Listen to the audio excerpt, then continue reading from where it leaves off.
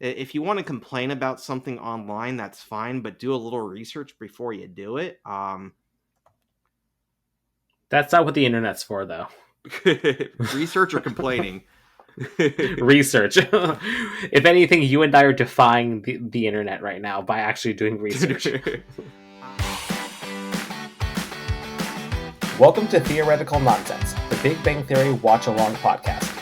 No PhD necessary. We're the podcast that recaps all episodes of the Big Bang Theory, no spoilers. So hop into your favorite spot, make yourself a grasshopper, and enjoy the ride.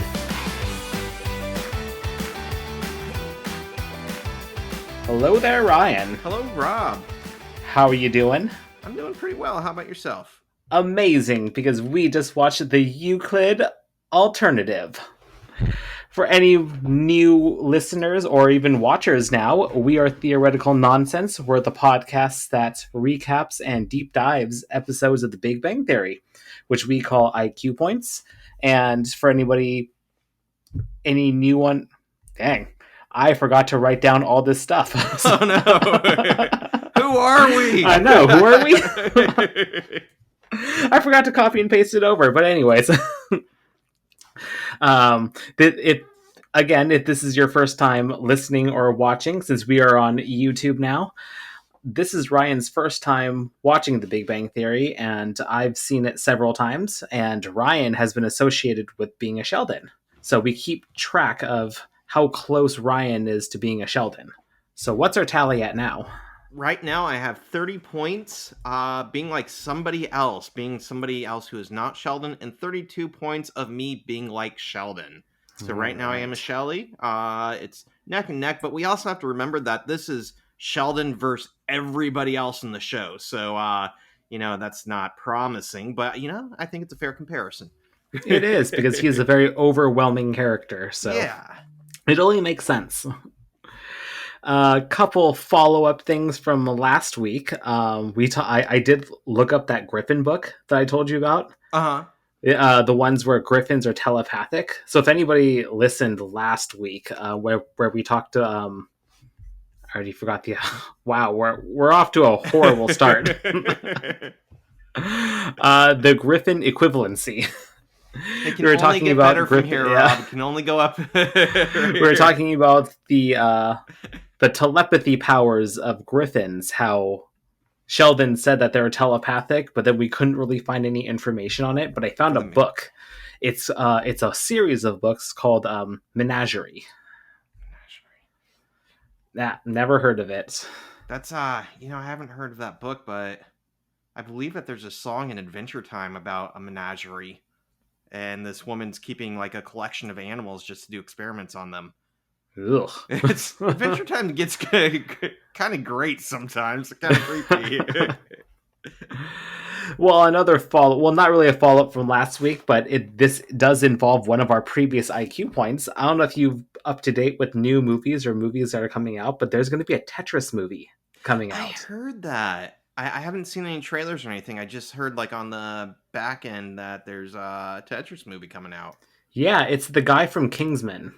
Is it supposed to be the person who invented Tetris, or is it It's the guy who made it popular. It's supposed to be based on a true story. I saw the trailer, and it's the guy that played it was like, "This is amazing. How come not everyone's playing this?" and then it involves Russia and stuff like that, and spies and everything. So looks not necessarily a fun watch, but it could be a fun watch. A necessary watch. Yeah, I think it's just called Tetris, but I bring this up because on episode 16 of season 1, the Peanut Reaction, we actually did a deep dive on Tetris and wrestling and arm wrestling tournaments and things like that. So that's how it's relevant. Yeah.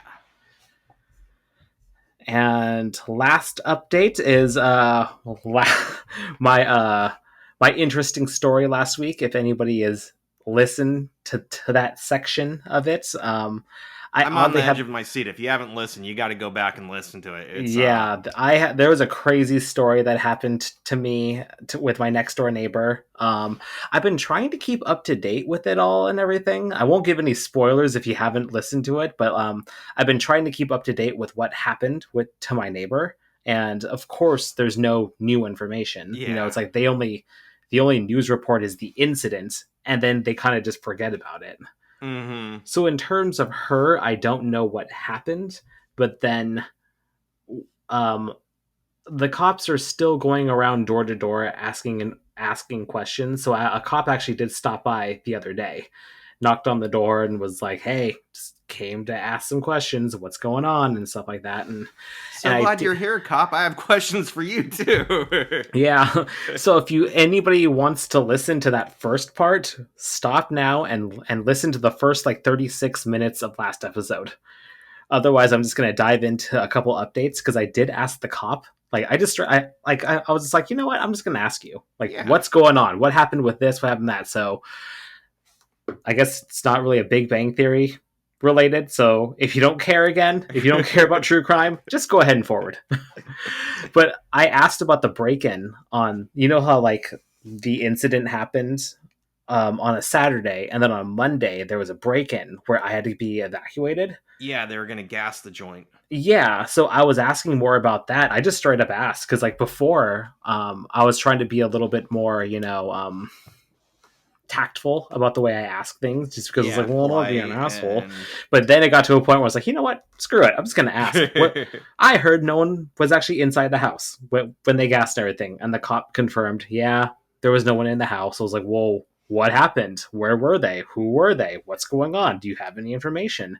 And they think it was originally. They said that it potentially wasn't connected, but now that they're looking at the evidence, they think it is somewhat connected. That they connected in the way that they actually knew the people that lived there. They knew the boyfriend and girlfriend. So because it could be a cover-up or taking something maybe like drug paraphernalia or something. Yeah, apparently once they actually got into the house and everything, or once the police got inside the house and they looked around, they found bags of clothes, like designer clothes. So they basically were trying to steal their designer clothes. It was someone that they knew. They knew that they weren't going to be there because it wasn't like drugs, or they didn't find any drugs unless they made off with it. And so it was like they were packing up when the cops got there and they ran. Yeah, that's exactly what happened. Apparently they broke in through the back glass sliding door. That's how they broke in. And then they were dumb and they parked their car out front. So a neighbor saw the car out front, called the police because it's like, well, no one's supposed to be there. Yeah. Then the working theory is that when they tried to go around the back, the cops, someone must have seen a cop car kind of entering in the neighborhood. They bolted on foot. But they left all the designer clothes and everything because it's like, well, you can't carry that. I know you said you only saw your neighbors a couple times, but did they have a lot of style? Did they shop hardcore? Not that, I mean, okay, I don't put a lot of notice into these things, so I can't say for sure. The boyfriend, I never saw. I only saw him. I never even saw his face, to be brutally honest. I just kind of saw him wandering around, like the back of his head as he's in the backyard and stuff like that, and things like that. But the girlfriend, no, she didn't dress it super fancy or anything like that. But they did have a Lexus though. Oh. For a young couple, I didn't think anything of it because I don't look at that kind of stuff or think about it. I'm kind of just off in my own world. Right. But then I remember my wife made a comment before all this ever happened. It was like, wow, they got a really nice car. That's friends have come by and noticed, and I didn't notice until it pointed out, but my neighbors about my age, maybe a little younger even, have an electric Porsche. And I'm like, how expensive are those? That's got to be a pretty penny, right? But I don't see them wearing any Armani suits or no, nothing really designer. Yeah, as long as it makes sense. You find that one thing you really love and you put your money towards that. But I'm surprised that somebody wanted to go in and still. I guess that's the whole thing with Bling Ring, right? Where the kids were breaking into celebrity apartments to steal all their designer clothes. Yeah. Huh. I'm just not enough into clothes, I guess. Yeah, I couldn't tell you. But that's pretty much the only updates that I got. So otherwise, it's been quiet over here. Actually, I take that back. Wait, how long has it been since I talked to you? 2 weeks, week and a half. Okay, so it was okay. So I guess like about a week ago, I thought I may have heard a gunshot, but I called the police on it and everything. I saw the police do a few rounds. Nothing came of it. It could have been a car backfire. But at this point, everyone's pretty much just on alert. Yeah. And the thing is, like, when you're not planning on it, car backfiring, like, or a gunshot sounds like nothing. But when you're like alerted, everything sounds like a gunshot. Yeah. I heard some wind the other night. It was really windy, and I thought someone was breaking into the house. So I turned off all the lights. I ran upstairs and tried to poke my head through, like, is something happening over there? Who's out there? Just the wind. I have a little, it's nothing like your story, but everything now I'm like, how does this compare to Rob's story? I was driving home the other night, and I live like, it's called Whiskey Ridge because apparently it used to be like the back ends of my town where the men used to come and make moonshine in the hills because it was so far away from the law, nobody would catch them. But now it's like all being turned into residential area, and the roads are like, they're upgrading some of them for the subdivisions, but some of them they're like still very small, no shoulder roads in the forest and countryside. And I was turning onto one of these roads coming to my house, and a lady turned coming the other direction and rolled her window down. And at first I'm like, why is this woman trying to talk to me? It's like 10 o'clock at night, and she looked young, probably in her 20s. Rolled my window down, and she's like, hey, there's a man dressed in dark clothing walking down the middle of the road. You might want to be careful. And I'm like, okay, thanks for letting me know. And I turned, and there was, he was walking backwards, waving at the moon. And, he wasn't stumbling. He didn't look drunk. He didn't look like he was on drugs, but maybe he was. Probably had to be.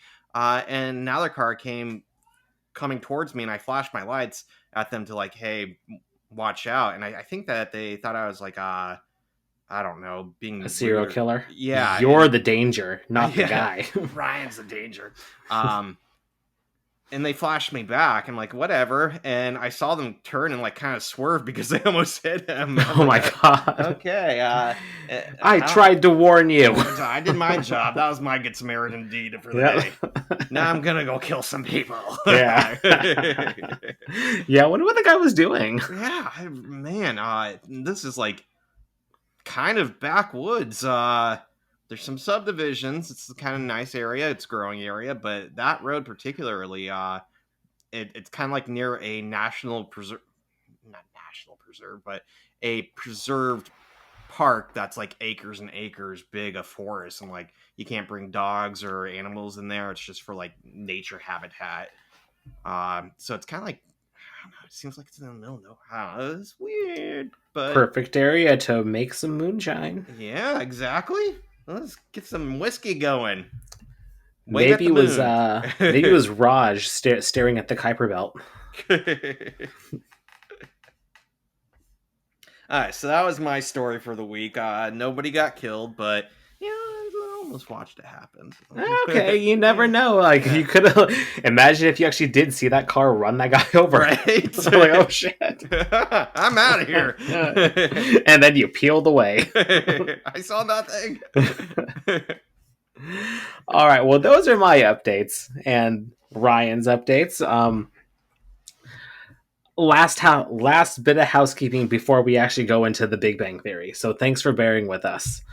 We have an Instagram account at Theoretical Nonsense Pod. We have an email. Feel free to shoot us a message at theoreticalnonsensepod@gmail.com. Give us a 5-star review and we'll give you a shout out.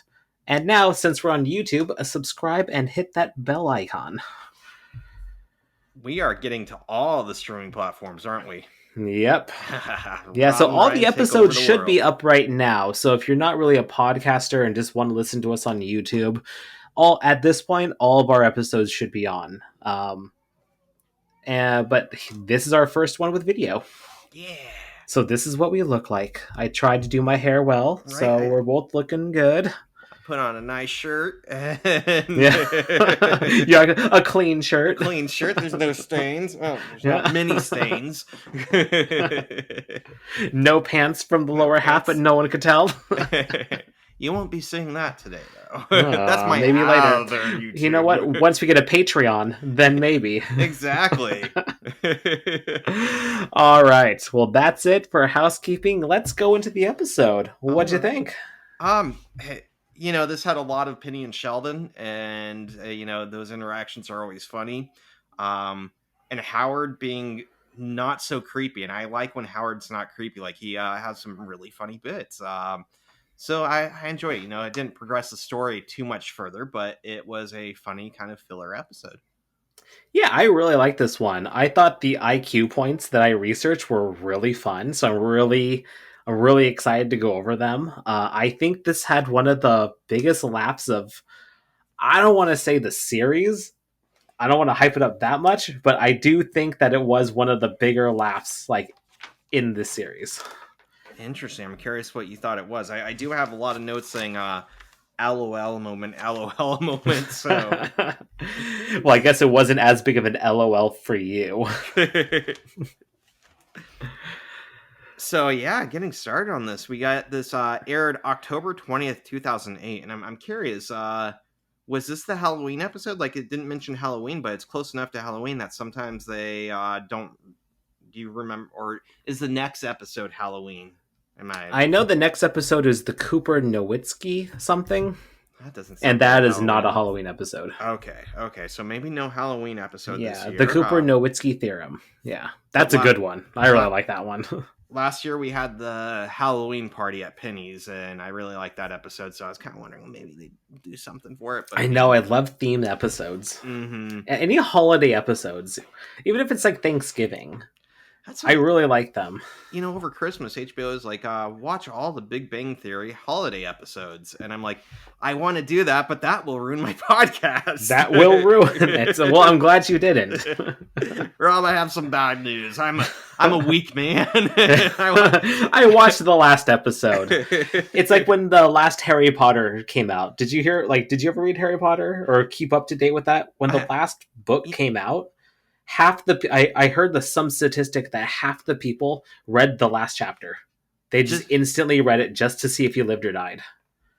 Dang. It's like, I could never. Like, I hate spoilers. So it's like, that like, it's a spoiler, but at the same time, I feel like it's taken out of context, so that if I did that, like, I wouldn't understand what was going on anyways. So like, it ruins the story and it doesn't make sense. I don't know. I can't.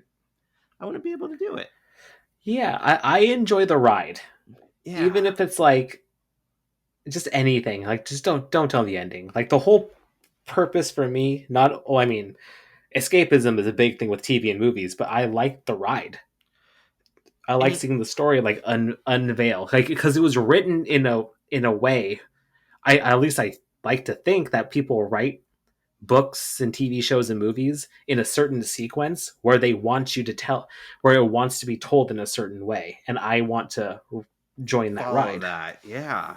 And there's, I'm thinking of like Buffy the Vampire Slayer or Angel, and even going back to like Dragon Ball Z, where it would seem like nothing would happen for a couple episodes, but if you miss too many, if you miss like 2 or 3 episodes, you would miss something big, like apparently Buffy hooks up with Spike, and you're like, what? Oh, and, spoiler for a 20-year-old show. Right? My bad.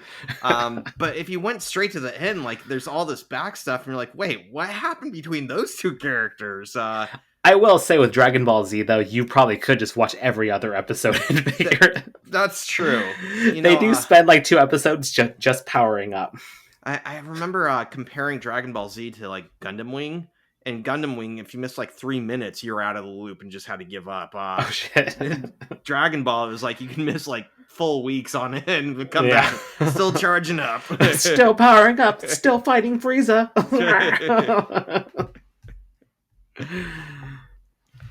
So yeah, I'm it's kind of sad there's no Halloween episode, but I'll live. Maybe next year. Yeah. All right, so this was written by Chuck Lorre, Bill Prady, and Lee Anderson did the telescript. directed by Mark Sandrowski, as always. So we start this episode in the apartment, and Leonard comes in and just passes out on the couch, right? Sheldon comes in not really being aware of his surroundings at all, and it's like, good morning, time to go to work, right? And gets into the whole shebang of the episode that Sheldon can't drive, so he needs somebody to take him to work. And not just to work, but right now he wants to go to Pottery Barn to take back his sheets. They are too stimulating. He doesn't like Darth Vader's stare. Right?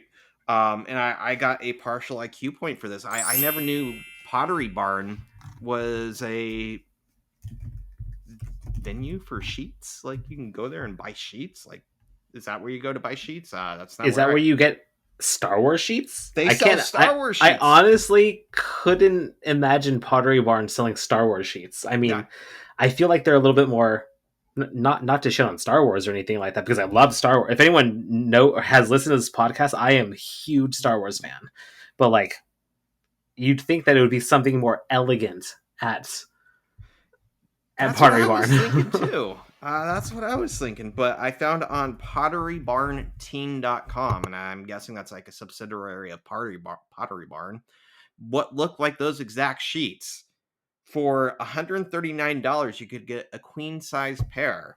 $119 would get you a full size pair, and $99 for a twin pair.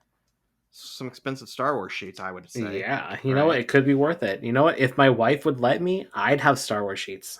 I imagine if it's Pottery Barn, it's got to be somewhat quality-like, right? I wonder how Darth Vader is staring at him at night. Come hither. Join the dark side, Sheldon. Come to the dark side, Shelley. I am your father, Shelley. Okay, so that was my partial IQ for Pottery Barn. Leonard says that he's not going to work, and Sheldon, of course, makes a little stab at him, saying that your work has been stagnant for years, but you should still go to work. I like that. Right? It's like every chance he gets, like, man, Sheldon, okay. Leonard says that he has been working nights, and he told Sheldon he'll be working nights and won't be able to give him a ride. And he's doing nights because he's been using a free-electron laser. Yeah. I guess he's using it for free, but it's a free electron laser, for X-ray diffraction experiments. And I looked into this a little bit. Did you get anything? So did I. I want to hear what you got, because I broke down some of the terminology, but really at the end of the day, I don't know if I have anything. I have some pictures. All right. Well, now that we have a video podcast, you can actually show them. Well, all right. Here's our first IQ point. Well, at least first full one. So, what's a free electron laser, and what is an X-ray diffraction experiment? So those are the things that I looked up. Yeah. So first one, what's a free electron laser? And I found this on Wikipedia. So it was first developed in 1971 by John Maddie of Stanford. It is a light source that produces brilliant and short pulses of radiation. Radiation is generated by a bunch of electrons passing through a magnetic structure at the speed of light that creates a magnetic field. And here are some uses of a free electron laser. So there's protein crystallography. The free electron laser can provide a structural fingerprint of small molecules in biological samples, like blood and urine, and can detect metabolic diseases. You could also use it in surgery. So soft tissues, including skin, the cornea, and brain tissue, can be cut using infrared free electron lasers. In 1999, free electron lasers were used to cut out brain tumors. Then there's also fat removal as well. So research has shown that free electron lasers can melt fats without harming the overlying skin. Possible applications of this is the treatment of acne, removal of cellulite, and removal of plaque from the heart and other arteries. And the last function that I found is military. Of course, it's a laser. So laser. The laser. The Free-Electron Laser technology is being evaluated by the U.S. Navy as a candidate for anti-aircraft and anti-missile directed energy weapons. So that's the uses of that. So then I looked into what Leonard is actually doing. So he was diffraction. Fractioning. Yeah, his X-ray diffraction experiment. So it's that's kind of a vague thing. Like, it's what a do vague you actually thing, do? yeah. So I found this on web.pdx.edu. So X-ray diffraction. That is when you measure the average spacing between layers or rows of atoms, determine the orientation of a single crystal or grain, find the crystal structure of an unknown material, and then you measure the size, shape, and internal stress of a small crystalline region. So basically, I found a diagram. We may have found the same diagram where there's a laser beam shooting, and that's the free electron laser. Yeah. It's shooting into a crystal, and then the beam kind of just starts like, I guess for a lack of a better word, it's diffracting. So it's kind of shooting all over the place, and then it's so the beam is scattering all over the place, and he's documenting where it's being scattered. Yeah, that's pretty much what I got. The notion is diffracting. I had to look this word up. I thought I knew what it meant, but in science, I guess I didn't. But it's the Pink Floyd logo, the triangle with the beam of light going in, and then expanding into all the shades of light. Red, yellow, orange, blue, purple. But the notion is that light bends around edges, and so if you have like small holes in a piece of paper and you shoot light through, it's going to go through, but then it's going to kind of like bend, and you're going to see like rays kind of coming out the ends of the piece of paper. And I don't know if you can see this, but I have a little piece of paper. The light goes. Oh, I see it. Yeah. And then it goes through the hole, and then it like turns into an arc. And depending on the size and shape of the hole, you get different arcs, and you can study some stuff. So my thought is that he is using this X-ray diffraction method to study a sample. And I saw some other diagrams on how this could be done, but the notion is if you shoot the X-ray at a piece of material sample and it bounces off, the way it bounces off, you can kind of record, and there's more to it. There's slits and different observation gear. You can kind of, like you said, monitor the structure of the element, the sample. How are the atoms set up? If the light is bouncing off a certain way, it means the atoms are further apart or closer together, I guess. But yeah, some interesting stuff that it's about the bouncing of the light and how it gets designated, I guess. But yeah, the whole thing, I'm thinking Pink Floyd. This is what Pink Floyd was all about. And if Leonard was doing his experiment and listening to the Pink Floyd album, that's the way. See the whole universe. Did you hear about the controversy with Pink Floyd's like new anniversary logo? No. I don't know what it is like. Let me look this up really quick. Is it the 30th? Pink Floyd. This is funny. If you want to complain about something online, that's fine, but do a little research before you do it. That's not what the internet's for, though. Research or complaining? Research. If anything, you and I are defying the internet right now by actually doing research. 50th anniversary. And their logo has... Oh, come on. Yeah, the logo is like a triangle with the number 50, and in the 0, there's a rainbow. And a lot of people are like, oh, Pink Floyd is all LGBT plus community now. I'm not going to listen to them anymore. They are all about social rights. I'm like, that's a good thing to be about social rights. But at the same time, if you're complaining about that logo, you've never actually seen their album. Their album is a piece of light going into a triangle and being diffracted into a rainbow. That's their symbol. Rainbows have always been their symbol of light being diffracted. Yeah. So, yeah, apparently a lot of people got upset about that. Oh, no. Well, Sorry. Well, I guess these days it's like how, I mean, you know what? I take that back. If you have Spotify, you can't escape an album cover. Right? I was at a friend's house the other day, and we were taking turns playing music videos, and I love music videos. I think it's a forgotten art form. And somebody talked to me later, like, I didn't know you were a music video connoisseur. I'm like, how can you not like music videos? Like, I mean, there's the ones that are just dancing, but when music videos tell stories, they're like short movies. I love There them. are some really good music videos out there. I used to like, God, I remember when I was in high school. You were in high school around the same time. Did you ever get the box? No. It became MTV too, but it was, you know how MTV back in the 80s became the first music channel to actually do videos 24 hours, Yeah. and then it turned into TV shows, and then the box came out in the 90s. There might have been something in between, but like I remember it was a huge deal. It was like, oh my god, music videos literally 24/7. It was great. But then MTV bought it and it became MTV2, where it had full on music videos for like maybe 6 months. And then they started like slipping in some TV shows. All And the now music reruns. videos don't exist.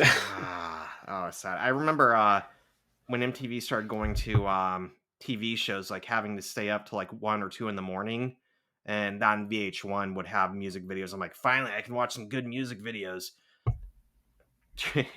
God, yeah, good music. Like, God.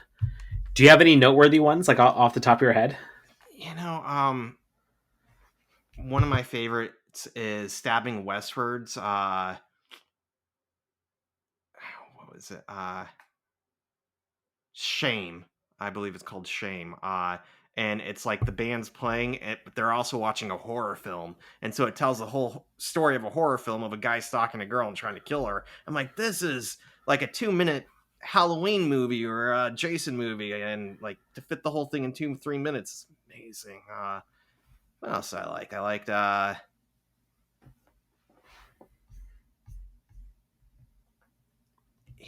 bunch are coming to me, but I guess while you're thinking of one, the one that I always am noteworthy about is Bat for Lashes. I don't know if you've heard of her, but she has this music video. The song is "What's a Girl to Do," and there's no story behind it. It's just her riding a bike down a dark alleyway, and then when the chorus comes, it turns into this like really big choreographic like bike thing with these people wearing like animal masks and everything like that. And then when the chorus ends, they all disappear behind her. So it was just a very well choreographed music video, and that's something I really appreciated. oh, I'm gonna have to watch that one now. Yeah. Another one that's coming to mind is Blind Melon, No Rain. Yes. Which is where the little girl's wearing the bee costume. Yeah. And she can't find anybody to appreciate her until she busts into the garden and everybody's wearing bee costumes. That was a classic. Yeah, right? Oh man, I love music videos. Yeah. Okay, so anything more on free electron lasers and X-ray diffraction? I'm good. I was going to say about the free electron laser that it was my understanding that they basically shoot these electron beams through a series of magnets, and by using the magnets, they can like stretch the wavelengths out or push them together, and therefore like changing the frequency of the wave to get like I don't know, thicker waves to like thinner waves, or like basically X-rays to like colors or whatever. That was my understanding of it. I don't know if you picked up on the magnets being used, but I think there was something in there, but I didn't really connect how it worked. Like, it's magic is what it is. It's just science. Science. So, Sheldon says, "Did the lasers burn your retinas?" And he goes, "No." And goes, "Then you can drive me." He doesn't care how sleepy he is. You can drive me. And very selfish. That's yeah, it's very much all about Sheldon. And he said, "Sheldon, didn't I tell you I wasn't going to be able to take you for a couple weeks?" And goes, "Yes, and I didn't prepare for it." So Sheldon completely neglected to do anything, thinking everything would be fine, right? And they're like, well, what about taking public transportation? And Sheldon goes, I'm not allowed to do that anymore because they don't have seatbelts and they don't allow you to bungee cord yourself in. Apparently he was asked to get off the bus for bungee cording himself in. That would be... You see a lot of strange things on the bus, but I've never seen a man bungee cord himself to a seat. Right? I've seen a lot of strange things, but I can't say I've seen that. It did make me think, did you grow up always using seatbelts? Like, I remember when I was a kid, like really young, like the 80s, we didn't really care about seatbelts. I've always been I've always worn seatbelts. I don't know, maybe it was just my family, but this is back in the day where they weren't the crossover ones; they were just like a waist one. Yeah, even in the we had a car like that too. Or like, but yeah, we always wore them though. Like, I want to say there was one where like all the passengers just shared like one or something like that. It was like a long one. And with those, like nobody really cared, and finally, I remember, I don't know, maybe when I was a teen, like they became a bigger thing. And if you didn't wear it, people looked at you like, how could you not wear your seatbelt? Like, what is wrong with you? It's safety. Safety. You're insane, man. Why don't you just go walk in the middle of the street at night? And stare at the moon. So yeah, I've never seen somebody bungee themselves. And he, is a laugh out loud moment coming up where it's like, you're a big boy, you'll figure it out. And then Sheldon's like, don't talk to me like a child. Now take me to Pottery Barn so I can return my Star Wars sheets. And Sheldon gets 1 point. I get 1 point being like Sheldon here. I can see me saying, don't treat me like a child. Now take me to the toy store. That's something that has come out of my mouth. Yeah. Too bad toy stores don't really exist anymore. I agree. When I was a kid, there was Toys R Us, but we also had like KB Toys in the mall. Yeah, I grew up going to that too. When I was at this beer fest last weekend, I don't know if you remember, this beer fest like takes place in this town, and the town, like, they set up the beer fest like in the businesses, so you have to actually like walk into stores to get beer. And they'll have like desks or tables set up, and you get a look at all the stuff. But one of the businesses, apparently it's a new store, it was a toy store, but they sold retro toys. So they had like old G.I. Joes, old He-Man, Mighty Max, Transformers, like still in the box too. Some of them, yeah, like the actual vintage stuff. Yep. Whoa. And we're talking some of these going for like several $100s. I bet. $20, but I had a ball going around drinking beer, looking at all these old toys. I loved it. So, maybe they'll make a comeback, but right now it's kind of sad there's not more toy stores. Well, I only think that just because it's like with my kid now, he just turned 4 months, but I know in the future it's like we're going to want to, I grew up going to the toy store. My parents would take me to like Toys R Us. You get to like walk up and down the aisles and everything like that. I'm not going to be able to have that with my kid.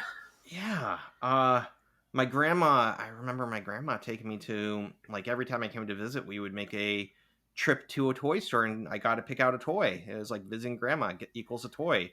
And it was a good memory. Yeah, that doesn't exist anymore. Yeah.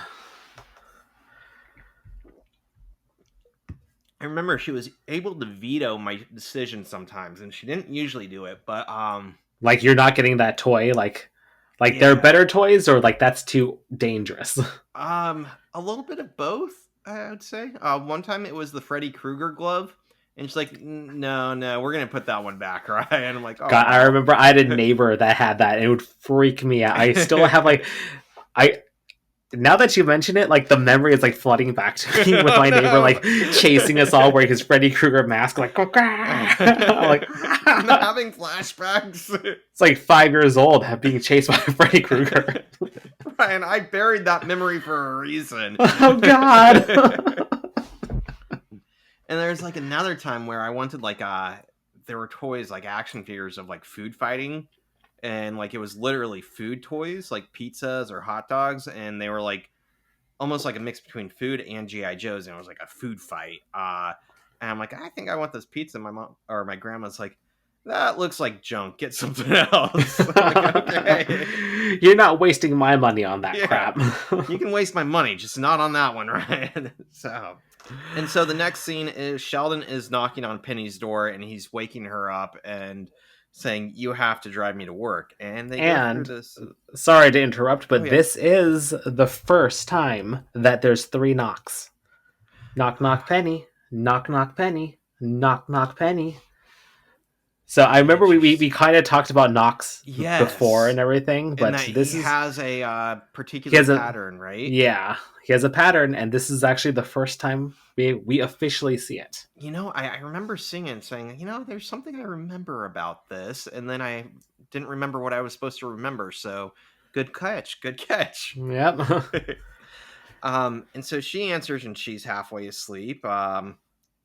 And he's like, "You have to drive me to work." And this was a laugh out loud for me. I really don't think I do. You have to drive me to work. I really don't think I do have to. And she's like, "You'll be fine on the bus. Just don't bungee cord yourself in." And I, for some reason, love it that she knows that story. Me too. I wrote that down too. Right? Yeah. What happened? She just says it so casual too. Just don't bungee cord yourself. You'll be fine. Like, that happens. Things happen. Just don't do it. It'll be fine. And he logics her and says, "We are now friends, and I am I'm gonna ask for a friendship favor." Yep. And she's like, "Oh God, no." And then we get the intro. And that was kind of a long intro. I was kind of surprised, but I mean, it was a good setup, and it set up the whole episode, so I liked it. And then after the intro, we are in the car, and he's thanking her, and she's like, "This is my day off." And he's like, "Good, I'm not keeping you from anything." And I don't know what time it is, but I'm imagining it's got to be like, 7:00 in the morning? Probably. I mean, So pretty early. I mean, if it was like 9, 10 o'clock, on my days off, I don't wake up till like 11. So, I know if I ever have a kid, those days are going to be over. But even before my kid, like today, I was up around 8 o'clock. But then again, I was up at midnight and up at 3. So I think I'm like, people say they're true night people. And I think there are true night people. I think I'm a true night person, but I think some people just get distracted and get off the natural circadian rhythm of the sun going up and down. But the only time I've ever actually had a decent sleep schedule is when I've been jet lagged, going between over waters, over the seas. So like when I lived in Japan for 9 months, when I first got there, the first 2 weeks, I went to bed at like 9 o'clock and woke up at like 7. I'm like, this is what normal people do. Yeah, that's pretty amazing, isn't it? And then slowly, like, I just shifted back. And then when I came back, it was the same thing. And I'm like, wow, this is amazing. This is what it's like to be a day person. But eventually shifted back to where, like, I'm tired during the day. And around 10 o'clock, I get a boost of energy and just, like, keeps me up. And then around, like, 8 in the morning, I get tired again. And even if I go camping, like, people are like, if you go camping for a week, things reset. And no, not really. I just sit up in bed or sit in my sleeping bag and look around for like several hours. Yep. So anyways, I'm thinking that she's probably more of a night person. And being in the restaurant industry too, you usually are. Point. Yeah, she probably works late shifts. And he mentions that she has a check engine light on. And she's like, It's been there for like a month. And I really like that. I thought this was going to take a turn where the car was going to break down. But it didn't. They just like, sometimes it comes on. And he's like, how do you know it's not a problem? Because is there a check engine light? Right? And she's like, and she takes a drink of coffee, and this is where I get a IQ point, because he says that studies have shown phone and coffee usage affects people in the same way as 1 ounce of alcohol. And I got this IQ point as well. Yeah. So I took the last one. So do you want to take this one? Yeah, I'll say what I got. I'm curious. And I try to do some math here, and yeah, chicken scribbles. We get It's really confusing. Is he says 1 ounce of alcohol, and that doesn't make complete sense because is it 1 ounce of pure alcohol? Or is it 1 ounce of like vodka? Because 1 ounce of vodka is usually like 40% alcohol. And technically, a serving, what everything's measured in the US is a serving size, and a serving size of vodka is 1.5 ounces. And technically, if you had like a 60% alcohol, then we're saying 1 ounce of straight alcohol. It gets kind of confusing. Yeah. I'm surprised he Yeah, didn't I say. guess. Yeah, I'm surprised he didn't say like a drink or something because I thought about that too. Because like 1 out, I mean, it assumes that you're having a shot. Yeah, and if you're able to get like pure ethanol, I don't know why you'd be drinking pure. I don't know what's that stuff? Cardi 151 and Everclear, right? That's getting up there.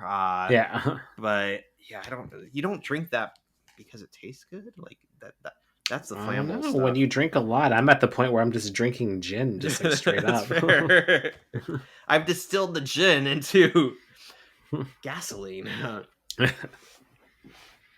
So, yeah, with this, I looked up studies, and what I did find on PubMed, National Library of Medicine, I found an article by, there are a lot of people working on this. Sumi Lung, Rodney Kraft, Melinda Jackson, Mark Howard, and Raymond McKenzie.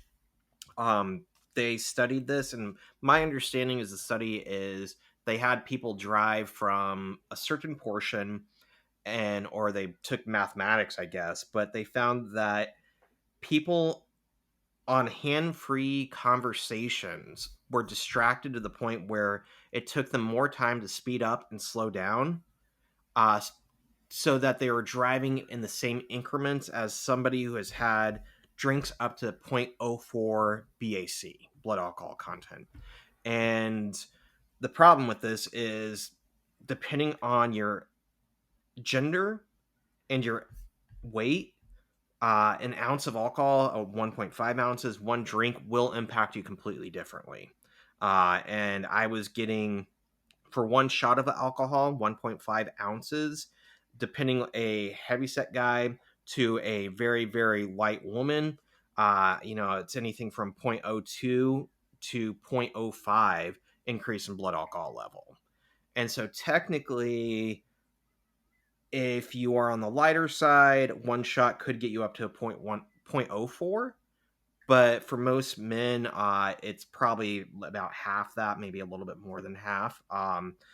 However, texting or the word was cognitively demanding conversation on your phone can influence people so that they are driving under the same standards of basically speeding up and slowing down in the same method as somebody drinking, between 0.07 and 0.1 BAC. And so that is above the, 0.08 is usually the legal limit, right? I've heard it used to be 0.1, but in my lifetime, it's gone down to 0.08. And so technically, if you have, I'm guessing, a cognitively demanding conversation would be a really emotional one that's gotten you upset, or you're really worked up or angry, or really thinking about a big problem. I could see texting too, because texting is, you have to look down to do it, and you're trying to figure out where things are on the keypad. So I would say that study suggests that this is true. And I think for the rest of this, I was just doing some research about the notion that it gets really confusing because one drink is not the same drink per drink. In the US, we're talking like one drink as a 12-ounce can of beer at 5% alcohol, or 5 ounces of wine at like 9% or something, or 1.5 ounces of like 40%. But like everything. One serving size in America, at least, is not what we typically get as one drink size. So, like, if you order an IPA, that's usually somewhere between 0.06 or I mean, 6% alcohol, or I mean, IPAs can get up to like 9%, 10% alcohol. And usually, if you're at a bar, you don't get a 12-ounce can; you get a 16-ounce pints, right? And so you already have significantly more in the glass, and then you increase that because the IPA itself has a higher alcohol content. And the same thing with glasses of wine. Usually you get more than 5 ounces, you get a pretty hefty serving size of wine. And usually when you're drinking like alcohol, even like in cocktails, usually you get like a double serving. Usually you get like 3 ounces. They make it a little stronger, or you ask for it to be a little stronger, or it's just a larger glass. Very rarely do you get, you might get 1.5 ounces in a margarita, but it's usually significantly more than that.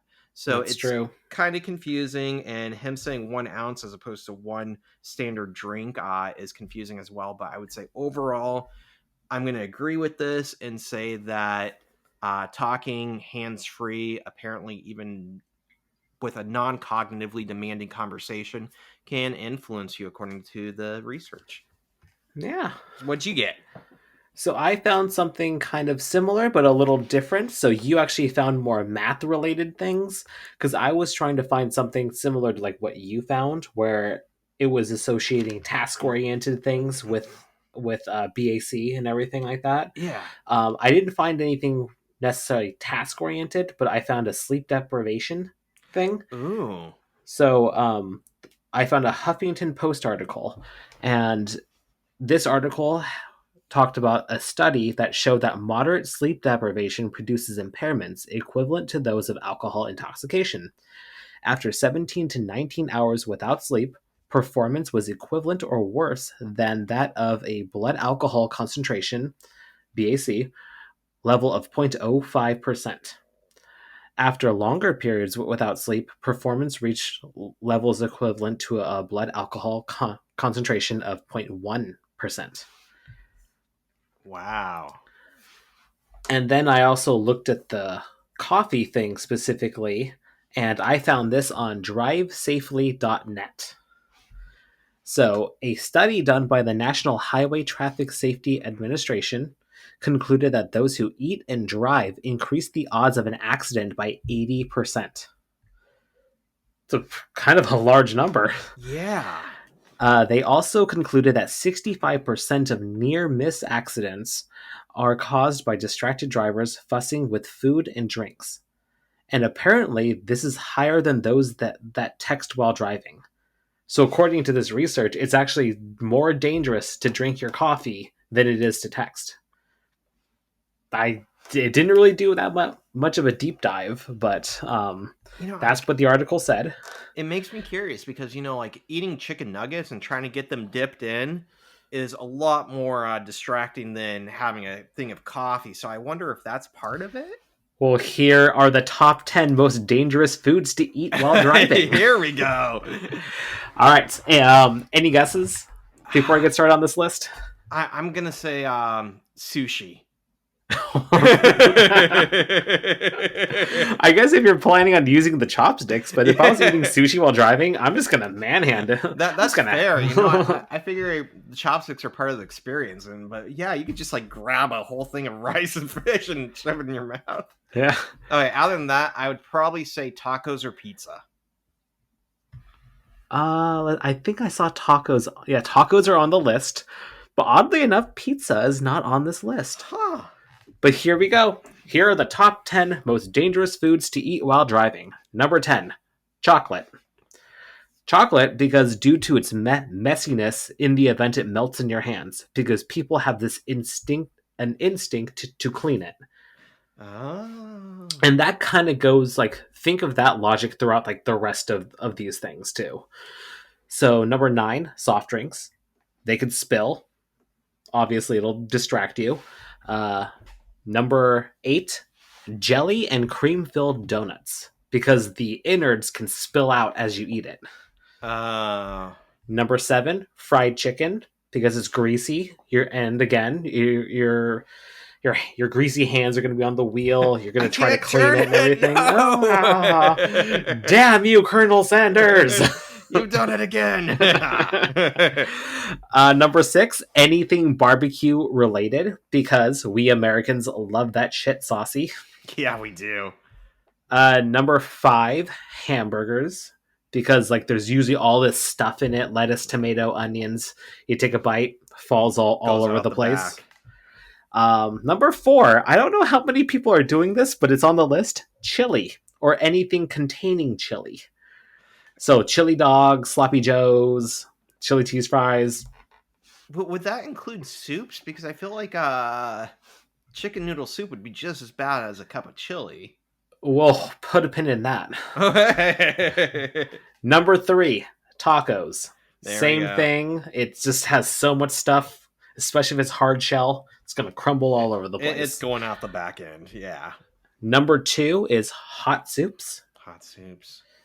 And number 1, coffee. So Penny is doing the most dangerous thing. Weird. Because it's hot, you could spill it, maybe sue McDonald's for millions of dollars.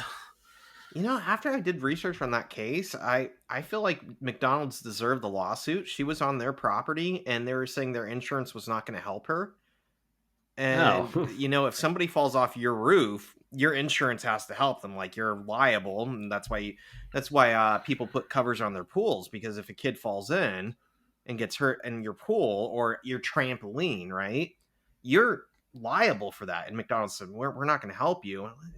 You're on your property. You have insurance for that reason. And there are other things, but I always found that interesting, was that she was technically like parked, I believe, when she was handling the coffee, and sued them. So some, you know, that's a different deep dive for a different day. But yeah, I always thought it was like a silly argument. And somebody brought up and was like, you got to look at all the details. I'm like, wow, there's so much I didn't hear. I know. I didn't know that either. So yeah. Well, coffee is number 1, and I have a feeling it's number 1 because it's probably the most common thing too. Yeah, that's got to be that. I mean, I'm guilty of that almost every day. So like getting a coffee in the morning, driving to work, and stuff like that. And you know, I have to wonder. You know, this would be impossible to determine, but there are so many bad drivers out there that I feel like that the people drinking coffee are probably decent drivers, and on normal days they're able to overcompensate and take care of issues caused by bad drivers. I mean, it's like just the other day I saw somebody going 90 and weaving through traffic, and I'm like, that is dangerous. And if I'm drinking coffee, I'm going to be to blame because I'm drinking coffee, but technically that person is the bad driver and causing the accident or recklessness, right?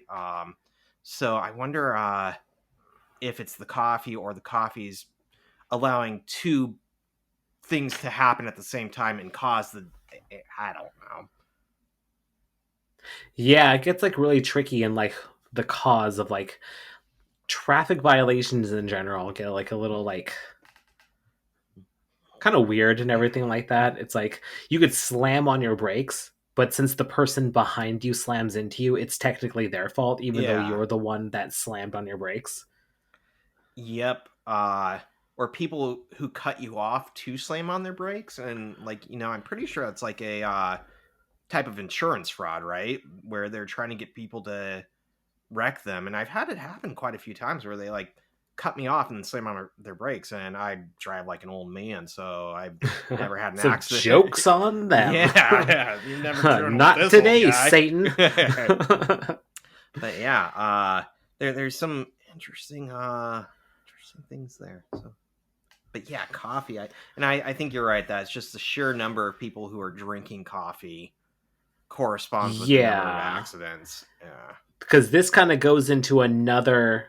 That logic falls into a future IQ point of this episode, but we'll get into that when it comes, because it's kind of like a debate on statistics. That's kind of like where because it's like coffee is number 1, but is it the most dangerous? Like, I feel like some of the other food is technically more dangerous, but it's more of a numbers game than statistics.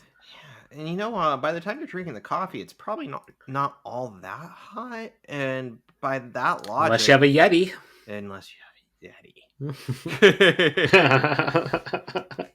Gotcha. Have you seen the newest episode of I think it was last week's episode of Family Guy? Family Guy's still on? Oh yeah. Fuck? Yeah. But they have something to say about Yetis. Everybody in the neighborhood comes and just sits down and drinks beer out of a Yeti while watching Peter and Lois's hijinks in the house. And then Quagmire's like, let me tell you about my Yeti. God, is it any good still? It's got its moments. I feel like that type of humor died for me as soon as I left college. Like, I tried rewatching it like in my mid-20s, late 20s and everything like that, and I was just like, okay, this isn't for me anymore. There's parts where it's like, yeah, but I would say that there's still some like pop culture references that make me laugh a lot. And the one that I remember that is a couple months ago maybe, but it was a newer episode where the family takes a road trip to Oregon to go to the last Blockbuster in existence, right? And they're taking off, and I'm expecting the song Holiday Road to kick on. If you've ever watched Vacation, the theme song to Vacation. And the theme song's technically, I always thought it was Fleetwood Mac, but I think it's Buckingham, right? What's his name? Stephen Buckingham? Yeah. But he's considered one of the best guitar players in the world. But yeah, his last name's Buckingham. And as the car's fading, like I'm just expecting the song to kick on. I'm like, it's weird that it's not kicking on. And somebody looks towards the camera and says, Buckingham wouldn't let us play it. I go, okay. That's so they do have some witty things. Yeah. And okay. And I felt like, man, if the number of viewers who actually know what he means when he says Buckingham wouldn't let us play it, probably few, but those who get it, it's like, I gotcha. That's witty. All right. So anything else on coffee, blood alcohol, and driving? All good. All good. That was a good deep dive. I like that one. So she, and this is a laugh out loud for me too, where she goes, do you have any alcohol? And he goes, no. She's like, too bad. Yeah. If I had a friend like Sheldon, I really feel like I'd have to be drunk all the time. And since you're a Sheldon, it explains why I'm always drinking on these podcasts. That's fair. Oh, I was going to tell a story too. It's a short story, but with driving distractions and alcohol, apparently my local pub has a crowler machine. If you aren't aware of crowlers, they are like large cans, usually about 32 ounces, that they fill with beer. And there's a machine that puts the can top on top, and then you open it like any can of beer that you find. But something was wearing out in their machine, and it was causing some problems where the tops weren't staying on. And so I was driving home after I got that beer, and I went to Walmart with my partner, and we left Walmart and we were driving home, and it was in my cup holder, the crowler, because it's like the size of a large can. And it tipped over and hit the side, and the top just completely popped off. And it was like a beer fountain in my car. I'm like, ah! And my partner's like, ah! And made it home. But yeah, I still have to wipe up some of that. There's still some sticky. That sucks. Yeah. And I'm like, I wasn't planning on drinking this tonight, but I'll go ahead and finish what's left. But yeah, as far as distractions go, you never know what's gonna come up. But why isn't that number one? Right? Faulty can beer. The cop pulled me over. I don't think he'd buy there's beer dripping from my roof because the can blew up. Sure, you're going to jail, right? You reek of beer. It wasn't me. It was the can. But I told them. They said, we're sorry about that. We have a new part in the mail, and they, since then the cans have been great. So, but I think that was a lot more dangerous than a cup of coffee for all things. Yes, a beer fountain. Nobody expects a beer fountain.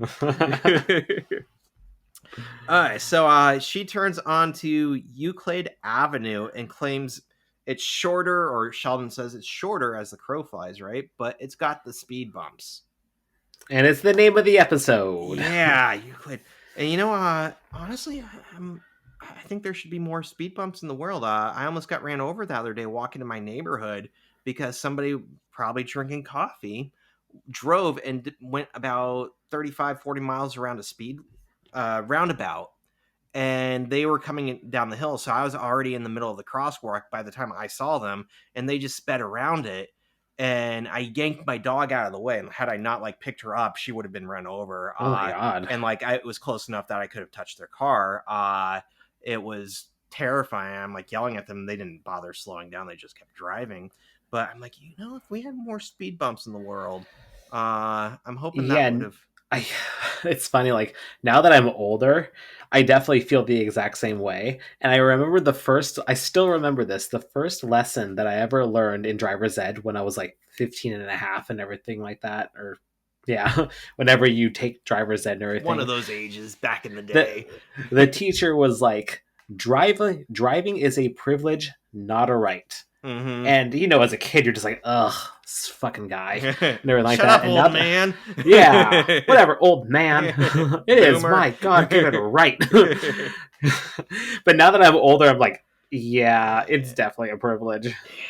So now I have a really dorky looking LED vest, and it's a slash, and I got my dog a LED collar to help us be a little bit clearer. Although my neighbor saw the whole thing go down, and I'm I need to get one of those LED vests and some lights. And he goes, I don't think that would have helped.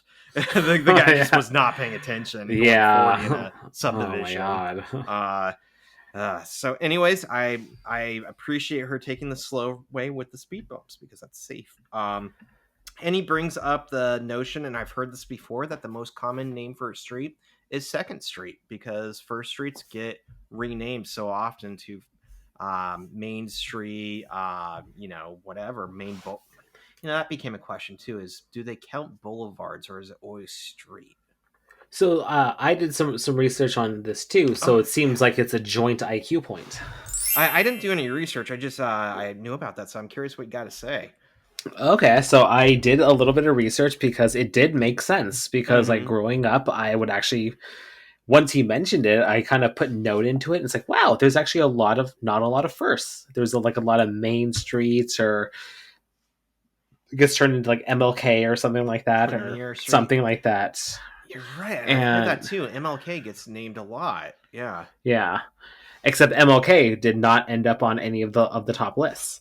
So I found multiple websites to see what they said was the most common street name. Mm-hmm. So I found this on, oddly enough, the website's called streetnamesearch.com.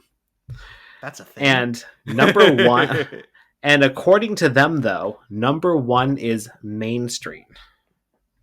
Oh. So technically, okay, so they said it's Main Street. Then number 2, Second Street. Number 3, Third Street. Number 4 is First Street. And number 5, Oak Street. And then I found on Quizlet.com, this confirmed what Sheldon said, that the number 1 is Second Street. Then number 2 is First Street. Then 3 is Park. 4 is Main. And 5 is Oak. And then I thought I'd find one more website just to see what they Compare said. And contrast. And I found 538.com. And this was an article in 2014. And okay, re-looking at my notes, I actually did find a fourth website, which I kind of merged into this one because the National Association of Realtors did an article in 2022 that pretty much had the exact same information that this other article had, where number 1 is Main Street, number 2 is Second Street, number 3 is First Street, number 4 is Third Street, and number 5 is Fourth Street. And based off all of their research and how they compiled information, they counted street and avenue all as one. Oh, okay. But yeah, according to this, that isn't right. It's actually Main Street, which is kind of like, that doesn't make sense. It's like, wow, there was actually more main streets than second streets. Interesting. I That think doesn't that seem was right. my But first thought was Maine, but I've definitely heard before that it's second because so many first streets get renamed, like you said. And although with all that said, I don't know if I can recall like ever seeing a first street. Like if somebody said, Ryan, go downtown and go to First Street, I don't know which street that would be. there's one in Seattle. Like, do you know Because I what's remember on I it? would Like hang off out the on top this. of your head? All right, you remember which one it is? Like First? Yeah, it's yeah. First. Oh. Because they have number streets, and then the cross streets are name streets. So I'd hang out in First and Bell like all the time. Because there was like some bar there that I used to go to a lot. See, I remember. It's been a long time. I don't remember what it was called. In Pennsylvania, there was Cherry and Peach. And those were like the two big ones. And I think they intersected with numbered streets, but I just, maybe... I feel like I chose like fun, like I chose like I like to choose houses that I try to invest in based off their name. Because like there are some really cute like street names out there. Like there's this like, one of our goals is to like live in this neighborhood that's like really nice. It's called well, I'll bleep this out just so no one knows, but it's called and it's really close to like where I live. It has these beautiful homes, lots of parks, and everything like that. But every street name is like a fruit. So like there's cherry, there's kiwi, there's peach, there's apple, and everything like that. It's like, oh man, that's so adorable. I want to live here. I want to live here. I want to live on Strawberry Circle. Shit. It's like you go to another place and it's like Death Avenue. Like what? Chlamydia Boulevard. What the hell? Dirty Needle Boulevard. You didn't want to think it, but the market pricing is going up there. People are dying to get in there. Yeah. Oh, wow. Well, that's what I had on street names. So, according to research, Sheldon isn't correct. Interesting. But I am on the Sheldon side. I it doesn't make, like, this statistic doesn't make sense. Yeah. And I can't remember where I've heard it before either, so I can't really say for certain. I just remember hearing it was second. So, but just word of mouth from somebody. Yeah. I don't know. Yeah, it was a game of telephone. It was the guy walking down the street the other night, waving at the moon. He's like, "Second Street, Second Street." Well, I will say, like, another laugh out loud moment was the look on Penny's face throughout the entire ride. It was golden. It was great. Just that look of irritation, that resting annoyance face. Like, just... And then it gets better because he asks if she wants to play some brain teasers, and her face, specifically at that time with the brain teasers, I get 1 point for not being like Sheldon. In fact, last week, brain teasers in the car. When I went to this beer fest in this other town on the other side of the mountains, my car mates were playing a crossword puzzle. And I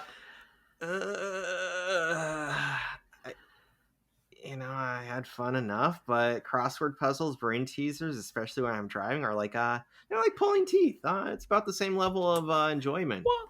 Well, there. What about riddles?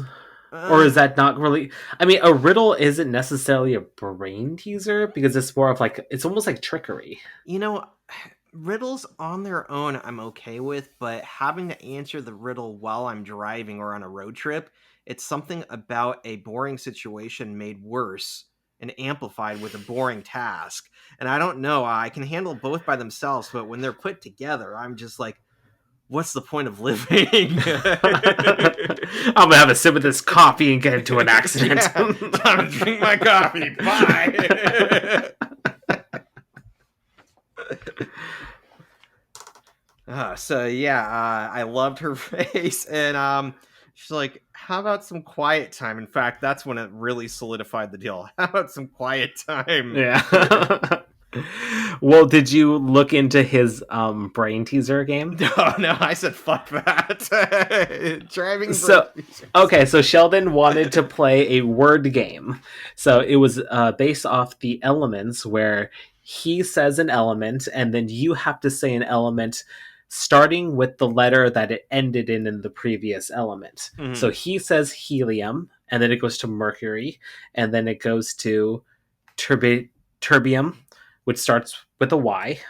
The silent Y. Molybdenum, magnesium, manganese, and then there are no more M's because mitarium. There is mitarium, but that should be called eka-iridium. So Penny wins. So I did a little bit of research on that because I was just like, wait a minute, what are these elements that he's saying? Like, at least, I mean, mercury and manganese, I know those and everything like that. Yeah. But some of these top elements are like radioactive, right? So my question was, he mentions mitarium, but it should be called eka-iridium. Yeah. So I wanted to do a little bit of research on that. And this turned out to be so much more fun than what I was expecting. Really? Oh, I'm game. I missed this because I was too turned off by the brain teaser. So I found this on multiple websites, that thoughtco.com, Wikipedia, and chemeurope.com. So let's talk about what mitarium is. It is element number 109 on the periodic table. It's a man-made element that does not occur in nature. It's a solid, and it's a radioactive metal at room temperature. So a little context on naming elements, because this has to do with like the way it was named. So elements are to be named by their discoverers. This resulted in nationalistic dispute between the laboratories attempting to synthesize the elements first, thus earning naming rights for, in quote, discovering them. In this context, discovery is synonymous with first synthesis. This arose when multiple groups claimed to discover the same elements. So usually Russia was the first to make the claim, but then America would dispute, claiming that the research could not be independently verified. So that's how like these elements are named. So apparently there was a huge controversy in the names of the elements of 101 to 109 in 1994. So now reversing back to mitarium. So eka-iridium was the placeholder name for the element before its formal discovery. It was also called unilenium, but most people just referred to it as element 109 at the time. So the name mitarium was suggested by the German lab in honor of Austrian physicist and mathematician Lise Meitner. This was recommended in 1994 to the IUPAC, the International Union of Pure and Applied Chemistry. Other elements' names were disputed. So between 101 and 109, there was this big battle of what every element should be called. Yeah. But mitarium was never officially disputed. So it was formally adopted in 1997. So I'm guessing that Sheldon feels that it should have been disputed, but it never was. So that's why he wanted it, as he still in his mind thinks it's eka-iridium. I gotcha. So that's kind of where I'm thinking of why he brought it up, because it is officially mitarium. So I thought that this was just really interesting to like see how like the different nations battle and how they try to like discover new elements to add to the periodic table and who gets to name them. And apparently there's this huge council, the IUPAC, that is like, yes, we will put that stamp of approval on. I just imagine them meeting like in a castle on a dark rainy night, like, how will we name these elements? Yes. I will call this Rhinerium. Robernadium. No, I say it should be called Robnesium. But yeah, that's what he was talking about. Interesting. It brought up, like, I found that very interesting. Like, the more and more I unveiled on this, I was like, wow, this is pretty interesting. I remember learning about some of those because I remember it was like 7th grade. I had to memorize the periodic table, and I loved chemistry. I don't know why. Not a fan of biology, but chemistry I adored. I think it's because I figured it was like the closest thing we get to magic. You mix stuff together and it explodes. It's awesome. But I remember getting to like those last elements, and this is like you said, 94. So I'm looking at probably 96, 97 when this happened.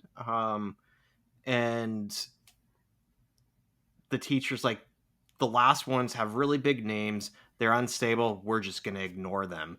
And like for the rest of my life, I'm like, oh, those don't really exist. So I've just ignored them this whole time. Clouded in mystery. But I also hated that teacher because I got 1 point off on, I memorized the whole periodic table, but I write my lowercase L's, not as straight lines, but with like little lips on the end. And he counted that as a capitalized L and took a point off. Oh my god, the same thing happened with me in chemistry. What the hell? My god. Yeah, because we had to fill out the periodic table and like get 100%. I got it right, but like my handwriting is just so chicken scratchy that they're like, no, that's something else. I was like, but that's it. Like, no, couldn't read it, so you gotta redo it. I was like, fuck you, man. I know it's it. You're just being a jackass right now. Yeah. Oh, man. Yeah. And now I hate chemistry. I'm okay with chemistry. I just hate chemistry teachers. I hate all of you. Yeah, I never really got along with most of my science teachers, except my physics teacher was pretty awesome. You know, you're right. I had a new guy for physics, and I got along very well with him. I don't know why, but like he included me. Like I was in honors, but I wasn't in AP physics, and he like included me on the AP field trips. Like, I know you're not an AP, but would you like to go? I'm like, yes, I would. Hell yeah. Oh man, so but biology teachers, I got along with my English teachers more. Hated biology. Like, I still remember, like, okay, looking back as, like, an adult, yeah, it's something I shouldn't have done, but at the same time, it's like, well, why am I getting in trouble for this? I did my homework, but I let somebody else copy it, because it's like, I don't care if you learn or not. Yeah, like, that's not my responsibility. Why would I care if you're cheating yourself out of an education? Come test time, it just means you're going to fail. Why would I care?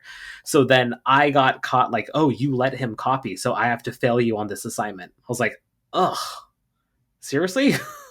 Oh man, that would be frustrating. It was. That's where you it was one assignment, so I got over it. Yeah. But it sticks with you. Obviously, as you can see my facial expression, obviously I'm not over it. All these years later, you're going to be on your deathbed and like, I let him copy. I was being nice. That's somebody had that happen. Her excuse was,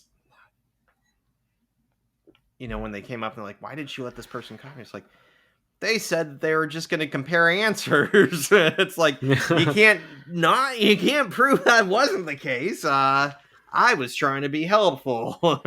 Yeah. Well, in this case, I straight up gave them my paper and they were copying it, and someone saw them copying it. So it's like, oh, I should have been a better liar. Like, oh, you went through my personal belongings and took that paper? How dare you? I thought you said you were just gonna study those. Rob, you watched him copy. I wasn't paying attention. I didn't. I saw nothing. Okay, so we are where are we? We brain teaser, We talked about elements. Yep. And quiet time, and then Sheldon says that he can't help himself by talking, and he brings up the check engine light again. And then Penny decides to pull over and tell him to get out. Get out. He goes, I don't think I can fix the engine. She's like, get out. And so I'll see what I can do. And she drives away. Yep. I laughed out loud, and I wanted a point, but I don't think I could ever just make a friend get out on the side of the road. But I could never, right? Especially if it's your neighbor too. Like you're definitely gonna see him. Right? Some friends, yeah, you can burn that bridge. Fuck it, we're done here. But your next door neighbor, like, ugh, yeah, I'm gonna have to see you again. And so, yeah, the next scene is he's at the lunchroom, and Sheldon and Howard are there. And Sheldon wants a ride home, but Leonard has just gotten there because he's working nights. And he's like, Howard, help me out on this. And I love Howard. It's like, I'm going to take Sheldon's side for fun. He wants to see a show. Yeah. And then, yeah, he's like, how is Sheldon going to get home? He's like, Penny's no longer an option. And Leonard gets up and leaves, and Sheldon looks over at Howard, and I love oh, damn, I picked the wrong side. Yep. And I get 1 point for Howard here, because not that I'm always the devil's advocate saying I'm going to just pick this side for fun, but because I always pick the wrong side. Regardless of picked the wrong side. That's like me at the grocery store. I always find a way to pick the wrong cashier, right? Where it takes forever.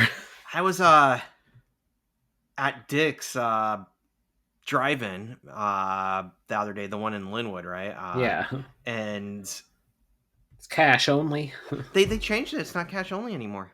No way. Yeah, it's amazing. I chose a bad time to not be in Washington. Seriously, you're missing all the best stuff. And all the lines were about the same, and I picked one, and all the lines cycled through like 2 batches of people, and it turned out that everybody in my line had gotten Sundays. I'm like, what the hell? Why? So yeah, I picked the wrong side there. Oh god, a couple deluxes, some fries, and the strawberry shake sounds good right now.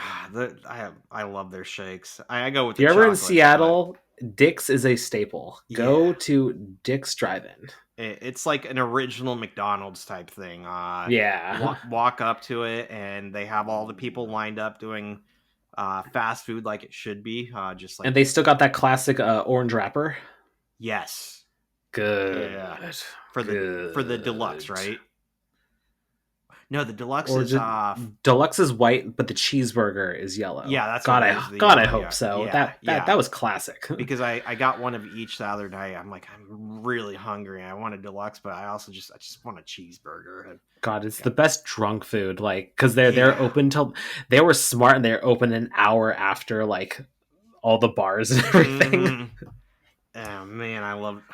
It's very good. I mean, it was either that or Big Mario's.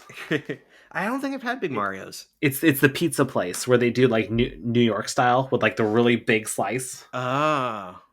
Yeah, Big Mario's. Oh, it's either that or Dick's. Or just go home and have a frozen burrito. Dick's after a beer fest here and there. Oh man, they hit the spot like no other. Well, it's good. Yeah. All right. So the next scene is they are on the back of the motorbike, and you can tell they are on Euclid Avenue because he's hitting the speed bumps. Yep. And Sheldon screams, "Oh God, not Euclid Avenue!" And the next scene is he is in Raj's car. Yeah. And it's like, why did Howard leave you on the road? And we find out later that Sheldon actually made Howard wet himself, right? He made me wet myself going 40 miles per hour. It says difference of opinion. If he was trying to kill him or trying to kill me or not. And he says, okay, we can't go home. We have to go to the comic book store. We have to go to the soup plantation. We got to go to Radio Shack for batteries. And then we got to go by Pottery Barn to return the sheets finally. Yep. And I didn't do any deep dives on this, but I wanted to put in my word of warning. We're not being sponsored yet by anybody, but Kirkland brand batteries. I don't know about Radio Shack batteries. Radio Shack's like not around anymore, so that's not a problem. But I had read that Kirkland's batteries are made by the same people as Panasonic. Panasonic, yeah, and they're supposed to be great. I only said Panasonic because that's what I get at Costco. I'm pretty sure that's what it is. My dad and I have had all of our AA Costco batteries leak on us, and he's lost a number of remote controls. My garage door openers kind of fried. All like the one that you mount outside and type in the code. That had battery acid leakage. I've had controllers like, even like in the holiday season, I have candles that you put batteries in. And like one year, they all leaked acid. And I am not a fan. So a little my partial deep dive there is I cannot recommend Costco batteries despite what Consumer Reports says. Stick with Panasonic. That's what I usually do. And this is going to show you that this is how you know you're an adult. The last time I was at Costco a little while ago, I saw the battery caddy on sale. And I was so excited to buy it. To organize all my different batteries in a little compartment and everything in like a little like suitcase like thing. I was so excited. I was organizing all my batteries. Christina walks in and like just sees me with all these batteries, just like lining them all up with this big huge smile on my face. She's like, "The fuck are you doing? This is happiness now." Like, let me have this. Just let me have it. Because if you just throw it all into a pile or if you just leave it in the box, they'll kind of touch each other, and you can't let the batteries touch each other because then it's going to drain. Yep. But this caddy every battery has its own individual compartment, and they're all safe and sound, cradled. Yep, ready to go safe to bed. and sound. Yep. That's my little adult moment. Battery short dive. So Raj has a better idea, and the next scene is where we go. Asking Penny again, right? At the door. Yep. And she just closes the door in his face. Yep. And then it's like the next morning, and Sheldon is getting ready for work and walks out into the living room, and it's an intervention. And they say, and I love that they actually showed the other side of the apartment. I love when TV shows do that. Right? Yeah, it was kind of a flip the camera moment, right? And it wasn't for long, but it was a little bit there. And Sheldon sit down. I love it. So I can't. She's in my spot. And then he's like, "Don't look at me like that. You know you're in my spot." And so at this point, everybody knows that that's my spot. Yeah, she knew exactly what she was doing. And they're like, "You're hurting the people around you." So we made an appointment, and this is a laugh out loud for me. You're hurting the people around you. We want you to go to the DMV. Here's the DMV handbook. And Penny's gonna take you. And I like, why is Penny taking me? Because rock beats scissors. Yep. And I like how, even though Leonard likes Penny, that he's still willing to make her go. Yep, it's like, you know what? We're not dating anymore. It's on you now. Have fun. I won. Rock, paper, scissors. And then Sheldon agrees as long as Penny takes him to Pottery Barn, Radio Shack, and to the comic book store. And I get another point being like Howard here, because his response is, "I want to go to the comic book store." Yeah, and I'll third wheel this. Yeah. And again, for me, it's usually like a toy store, but comic book store. I want to go to the comic book store. And then, just like in a previous episode, they forget about Raj. Yeah, and he's just sitting there. And of course, he wasn't able to talk. And he's talked a little bit to Penny in the last couple episodes, but for the most part, he still doesn't. And so he's been quiet there, nodding. But now they forgot about him, and he's just kind of looking around. And I like comic books too. Yeah. That was a great scene. And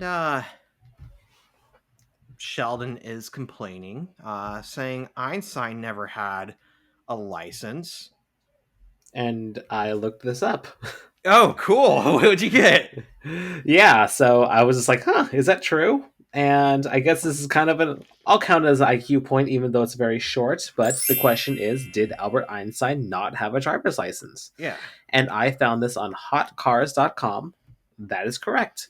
He had a preference to bike everywhere because he said it helped him think. Ooh. And apparently he couldn't swim either. Yet he had an affinity for sailing. Einstein's a character. I don't remember a time where I didn't know how to swim. So to me, it's like, how do people not know how to swim? It's kind of like walking, like you figure it out pretty quickly. Well, I guess we spend the first 5 years of our life figuring it out, but... Well, I'm not the best swimmer. Oh. I am a survival swimmer. Yeah, that's okay, if you throw me in the deep end, I will survive. But when it comes to like the freestyle, I could only do like the froggy. I swallow water here and there if I'm doing the strokes, but I'm a survivor. So for people who are like, I'm terrified, I can't swim, I'll just go straight to the bottom of the lake or ocean or whatever. I'm like, how does that happen? Like naturally, like... Honestly, it's probably easier in the ocean too, just because with salt water, it helps you float. That's true. Yeah. It's like the Great Salt Lake in Utah, right? You float on it. I don't know. My partner's scared of water, and she's like, I don't know how to swim. I'm scared of it. I'm like, you just throw your arms out and things happen and you go up. Like, survival instinct will kick in. It's like, it's not that easy. I'm like, this is above me. It's something I don't completely understand, but I can understand the sailing. That's one of the first sporting activities my mom got me into. I guess I did soccer first, but when I was in like third or fourth grade, she got me into sailing, and I wish I would have kept it up because I loved it. Of course, it's tough, and you do. Wait, did you had like a sailing course? Yeah, she took me to this little lake, and it was in Kansas. Like, I don't know where the lake was in Kansas, but some lake. And like I remember, like when the sailboat tipped over, you have to get like on board, and there's like a little thing sticking out the bottom, and you have to push it down and like pull the whole thing back up. And as a little kid, that was a lot.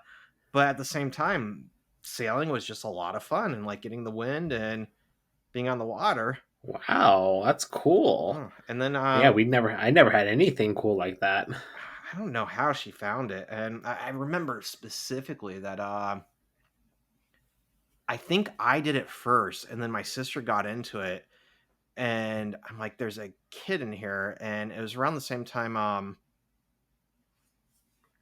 maybe not the same time it was released, but the same time I had seen it, Children of the Corn 2. There's a bad kid in it who gets possessed by a demon. I'm like, there's a kid in the course who looks just like him. She's like, whatever. And she saw him, goes, that's the evil kid from Children of the Corn. Oh my God, we're sailing with him. Oh God, we're gonna be stuck on a boat with him. So yeah, anyways, I can see why you like sailing. I want to get back into biking. I think I want to get a bicycle and ride with my dog, because I hear riding when letting them run is really good for her health. So I can see that too, but I don't think I could survive without a license. I love road trips, and I love the ability to just take off when I want to. Yeah. Yeah. Oh, speaking of which, I forgot to tell you. I put a deposit down for a new car. Nice. What are you getting? I'm gonna get a RAV4, just like the rest of America. Nice. They are. Yeah, like we were. I totally forgot that we were even on a wait list, because we got on the wait list like 10 months ago. Like, that's how hard it is to get a new car now. And it was funny because we were looking into it because my Jeep was like kind of breaking down and everything like that. Like the fob key didn't really work that well. And Jeep, I don't know if it's Jeep in general or cars in general, or if it was just a failure of the time, but it was a 2005 Jeep Cherokee. And when the fob doesn't work, basically the entire alarm system is fucked. Oh. Like, basically, if you have to have that key fob to turn off the alarm. Yeah. So then with other cars, like I had a Camry, where you could actually activate and deactivate it by putting the key into the car door and turn it on and off. Yeah. Jeep, you couldn't do that. So so if it's locked with the alarm on, if I take the key and open up the door manually, the alarm goes off. Weird. It's the dumbest thing. And then like so that kept happening over and over again, to the point where I was like, okay, there came a point where I had to deactivate the alarm. But when you deactivate the alarm, you deactivate the horn. Oh, so then God. I couldn't honk at people. So I was like, oh my God. So then we had to take it to like a mechanic several times, and they're like, oh, all you have to do is reset your horn. You have to deactivate it, and then you have to reactivate it. But it happened like once a year, at least that many times. All things considered, I have a Audi Q5 now, and it's got the buttons for garage doors up on top, and I had the programming those things. The home links are just frustrating at best, mind-numbing, insanity causing at worst. I don't know, they're so bad. But I figured out at my parents' cabin, the only way I could get it to pair with their garage door there was to actually remove the breaker to my it's got like, the car itself has like sensors on the side that detect if you have people in your blind spot, and like those sensors are on the same frequency as garage doors or something. So I had to like take that out and park my car at a certain angle, and it worked like a charm. But I had spent like 3 hours trying to get this linked on multiple occasions. My dad's like, it should just work. And I looked it up, and somebody's like, try taking this breaker out. And there's a lot of people in the forum saying that worked. And so I'm like, this is crazy, but I'm going to do it. And, I had to go back into the circuit panel by the rear wheel and like find the right little breaker and pull a fuse or whatever and pull it out, and it worked. And it worked. Electronics are not. You'd think in 2023 you'd have like cars and just everything, just even in the early 2000s, you'd think that they'd have their shit together, but a little bit more than they do. Yeah, like I don't know what Jeep was thinking, but I'm glad I'm done with Jeep. I was able to do a trade-in with it, and I dodged a huge bullet because like the car isn't even made yet. The RAV4, like that's how hard it is to get a car. It's like I was on the wait list for 10 months, and then it's available, but then it was available for me to order. So it's not even going to be available for like another month. Actually, no, almost 2 months. Said he needed needed a new car. When was this? I think it was a full year ago. Because his Lexus broke down when he was doing a road trip from Texas up to here. He does it once or twice a year, and his Lexus broke down in Cheyenne, and he had to rent a car for a while. And he's like, I just need a new car. And I think it was last spring. And he goes, okay, there's one in it is around SeaTac somewhere. I think it was south of SeaTac, some car place. And he goes, it's Toyota Highlander. I go, what color? He goes, it doesn't matter. They have one, Ryan. They have one. Yeah. It was like this with us too. Like we couldn't change any of the features, and we couldn't change the color. Mm-hmm. I don't know how car dealerships are working now, but it was like, it's going to be a gray hybrid RAV4 limited. You either want it or you're you gonna don't. Be happy with it, or you get no car. No car for you. Yeah, but it was like, you know what? We can live with that color. Yeah, we'll figure it out. Yeah, and it turned out the color was great for my dad. We love it. It was just, it could have been like canary yellow or something, and it could have been, yeah, vomit green. He would have taken it. A sputum green. Yeah. But yeah, so I was able to sell that Jeep. Thank God, because that was like such a thorn in my side. Mm. Just like wondering every time I go to it, is it going to work or is it not going to work? And jokes on them, the AC doesn't work and they still got it. Have told you anything about Kelsey's car? She has a No. Honda now, but she had a Jeep. I can't Renegade, I think it was. And it's the worst car I've ever driven. It had so many electrical issues and just problems with all sorts of electrical issues. But she took it in to get fixed, and then like the alternator or something was going out too, and they tried to fix that, and like it wouldn't accelerate. Like she was like, I can't get it to like in a legitimate amount of time. Like if I'm pulling out into traffic, I can't get up to the speed limit. And I'm like, you're crazy. And I tried it out. I'm like, you can't get it. Like, I don't know what's going on. We took it in, and they're like, no, that's how it's supposed to drive. I'm like, I don't think Jeep made a car that doesn't accelerate. And they're like, no, it's fine. I'm like, no. Oh man. So I'm not I'm glad you got rid of the Jeep, because my experience with that Jeep was that it was a death trap. It was yeah, I remember when I first got the car, like I guess it's very exciting because this is the first time I'm actually getting a brand new car. Like that's mine, because when I graduated college, my parents were super cool about this. Like they gave me their old car and they bought a new car. And then years later, when they wanted to buy a new car again, they gave me their other old car, and I just kind of traded in. So I've never had a brand new car. I mean, I've been very blessed that I've never had to buy a car, but this is really exciting to like get a brand new car.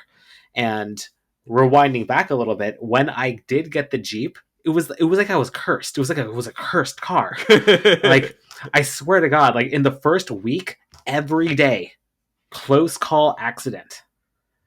Like someone cutting in front of me, someone running a red light, and like I just narrowly avoiding them. It was once a day, and I wasn't even drinking coffee. I was gonna say, Rob, were you drinking the coffee? I had a coffee in one hand and a taco in the other. No, I wasn't though. It was like, what is happening? This is how it happens. This is how I die. It's got to be the coffee. Yeah.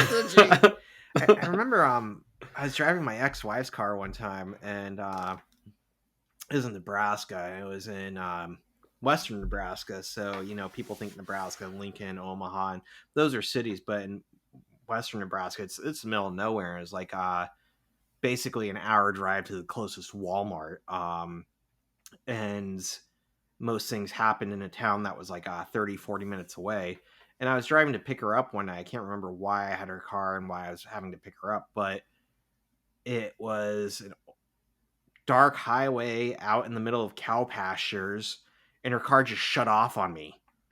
And like I lost all lights. There's no street lights because it's the middle of nowhere. All the lights went off. Power steering went off. I'm like, and then I tell people, I'm like, yeah, no, just shut off. And they're like, that doesn't happen, Ryan. I'm like, I swear it did. And they're like, no, you must have been drinking coffee. I'm like, yeah. How many chili dogs did you eat that night? Well, a couple, but it wasn't. Oh man. Okay, so all right, back to Big Bang Theory. Thank you for endearing us. Rob's getting a new car. That's more important than Big Bang Theory. Yeah. Penny's where are we? Yeah. Okay. So so Penny is like, how have you not gotten your license at 16? Yeah. And then Sheldon said that Penny asked like, well, what were you doing at 16? And Sheldon says that he was examining perturbative amplitudes in n equals 4 supersymmetric theories, leading to a re-examination of the ultraviolet properties of multi-loop N8 supergravity using modern twistor theory.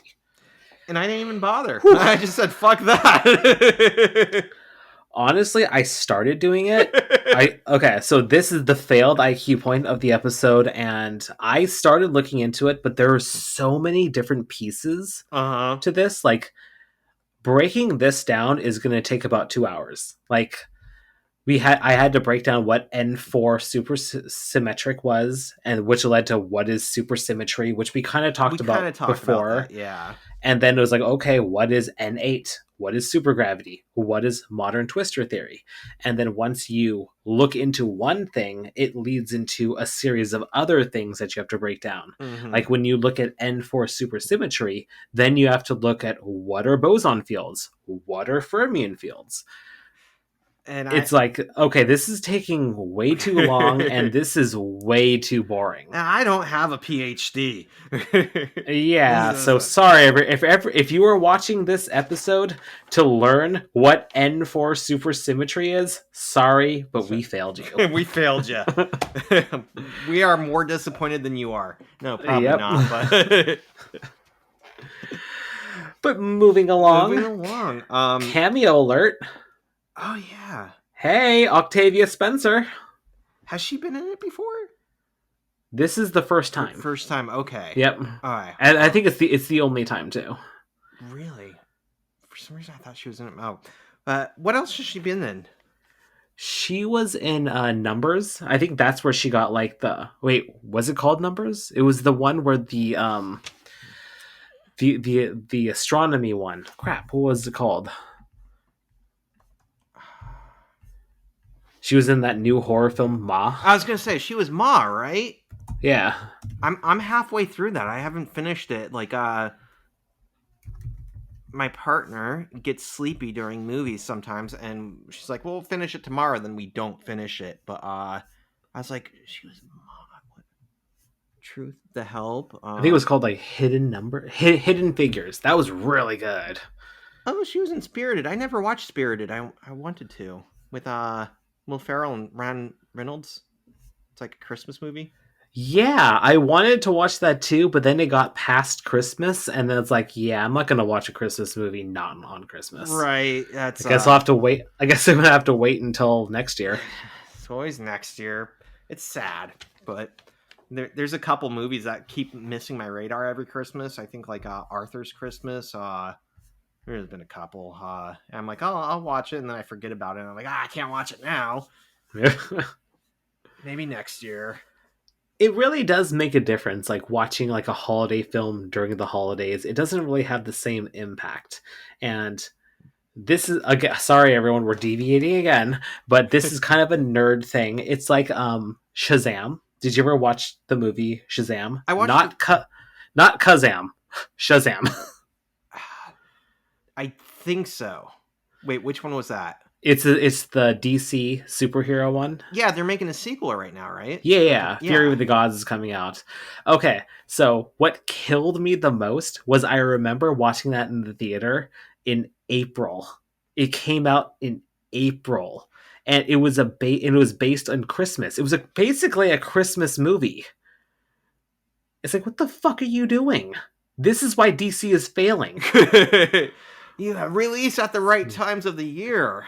Like, why? Like, what the fuck were you thinking in marketing? Why are you doing a Christmas-based movie where it's like there's lights and trees everywhere, snow and everything? They even established that it was Christmas, but you're releasing it in April? What the... I recall that, and I shrugged it off, but you're absolutely right. See, this is why James Gunn is in charge of DC now, and he is going to fix it. He's going to make it better. You know, I was thinking, there's this old movie, it's not that old, it's kind of old, Toys with Robin Williams. Yes. And, yeah, some other people, but,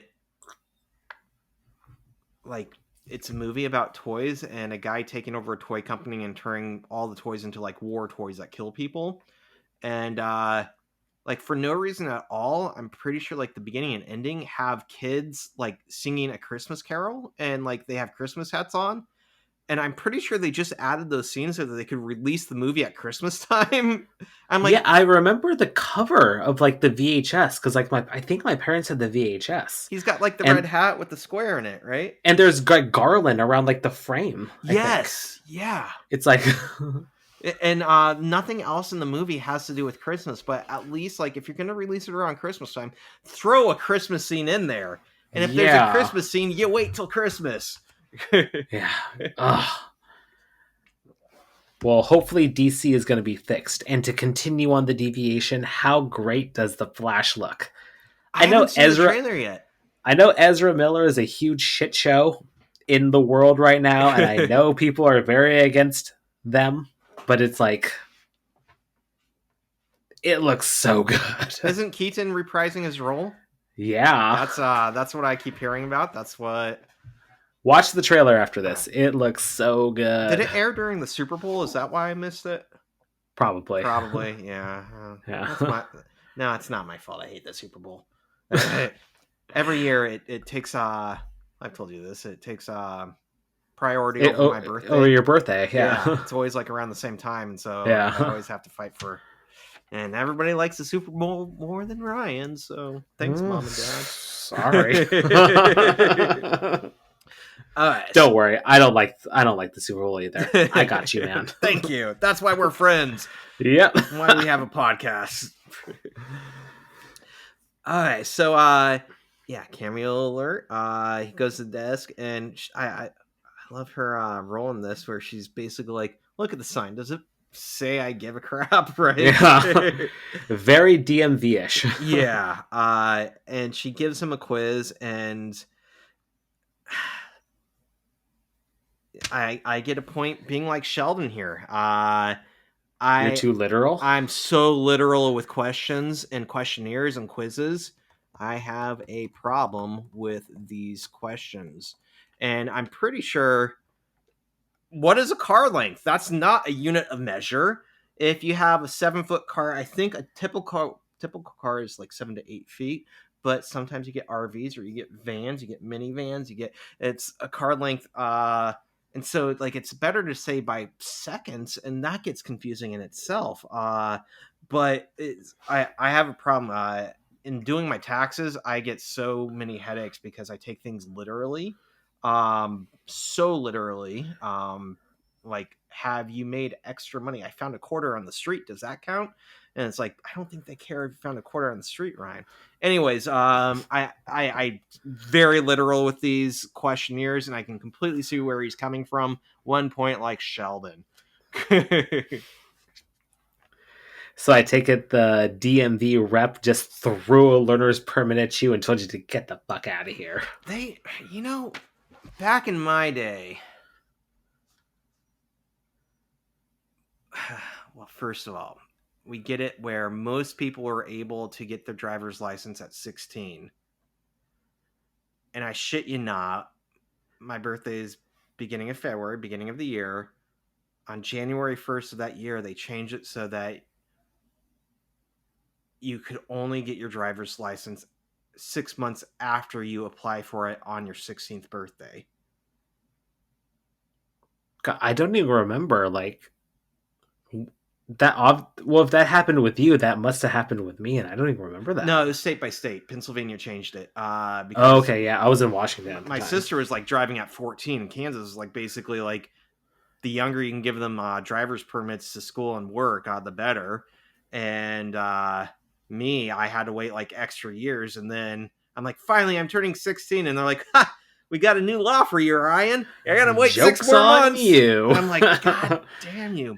And then the fucking DMV, there were two teachers, or not teachers, test proctors, and there was the mean old woman and the nice fat guy. And everybody knew if you got the nice fat guy, you were gonna pass. You got the mean old woman, you were gonna fail. And oh my god, did you fail? I failed the first time. Yeah. I failed because I turned out of a single lane into 2 lanes, and I got into the far lane. There was no traffic because there could have been traffic, and you needed to yield to the traffic that wasn't there. Try again next time. Well, so she automatically failed you because of that? Yeah. Yep. You had an auto fail? Well, I mean, she let me finish the whole test, and then she said I failed because of that. I'm sorry. And then the next time I had the fat guy, he's like, "Oh, you kind of messed up here, but whatever." I think I didn't. It was kind of the same thing. I pulled into the far lane with her, but with him, I didn't yield enough. but there was no traffic. But how do you yield if there's no traffic to actually represent the situation? It was, something I still don't completely understand. And whenever I see anybody turning like that, I shout and yell and say, they should have failed their driver's exam. For me, I came across a very similar situation where it went from a single lane and then it branched out into 2 lanes. Yeah. I got docked points for failure to signal because I was supposed to just choose a lane and signal onto it. Oh no, we didn't have points. It was just auto fail.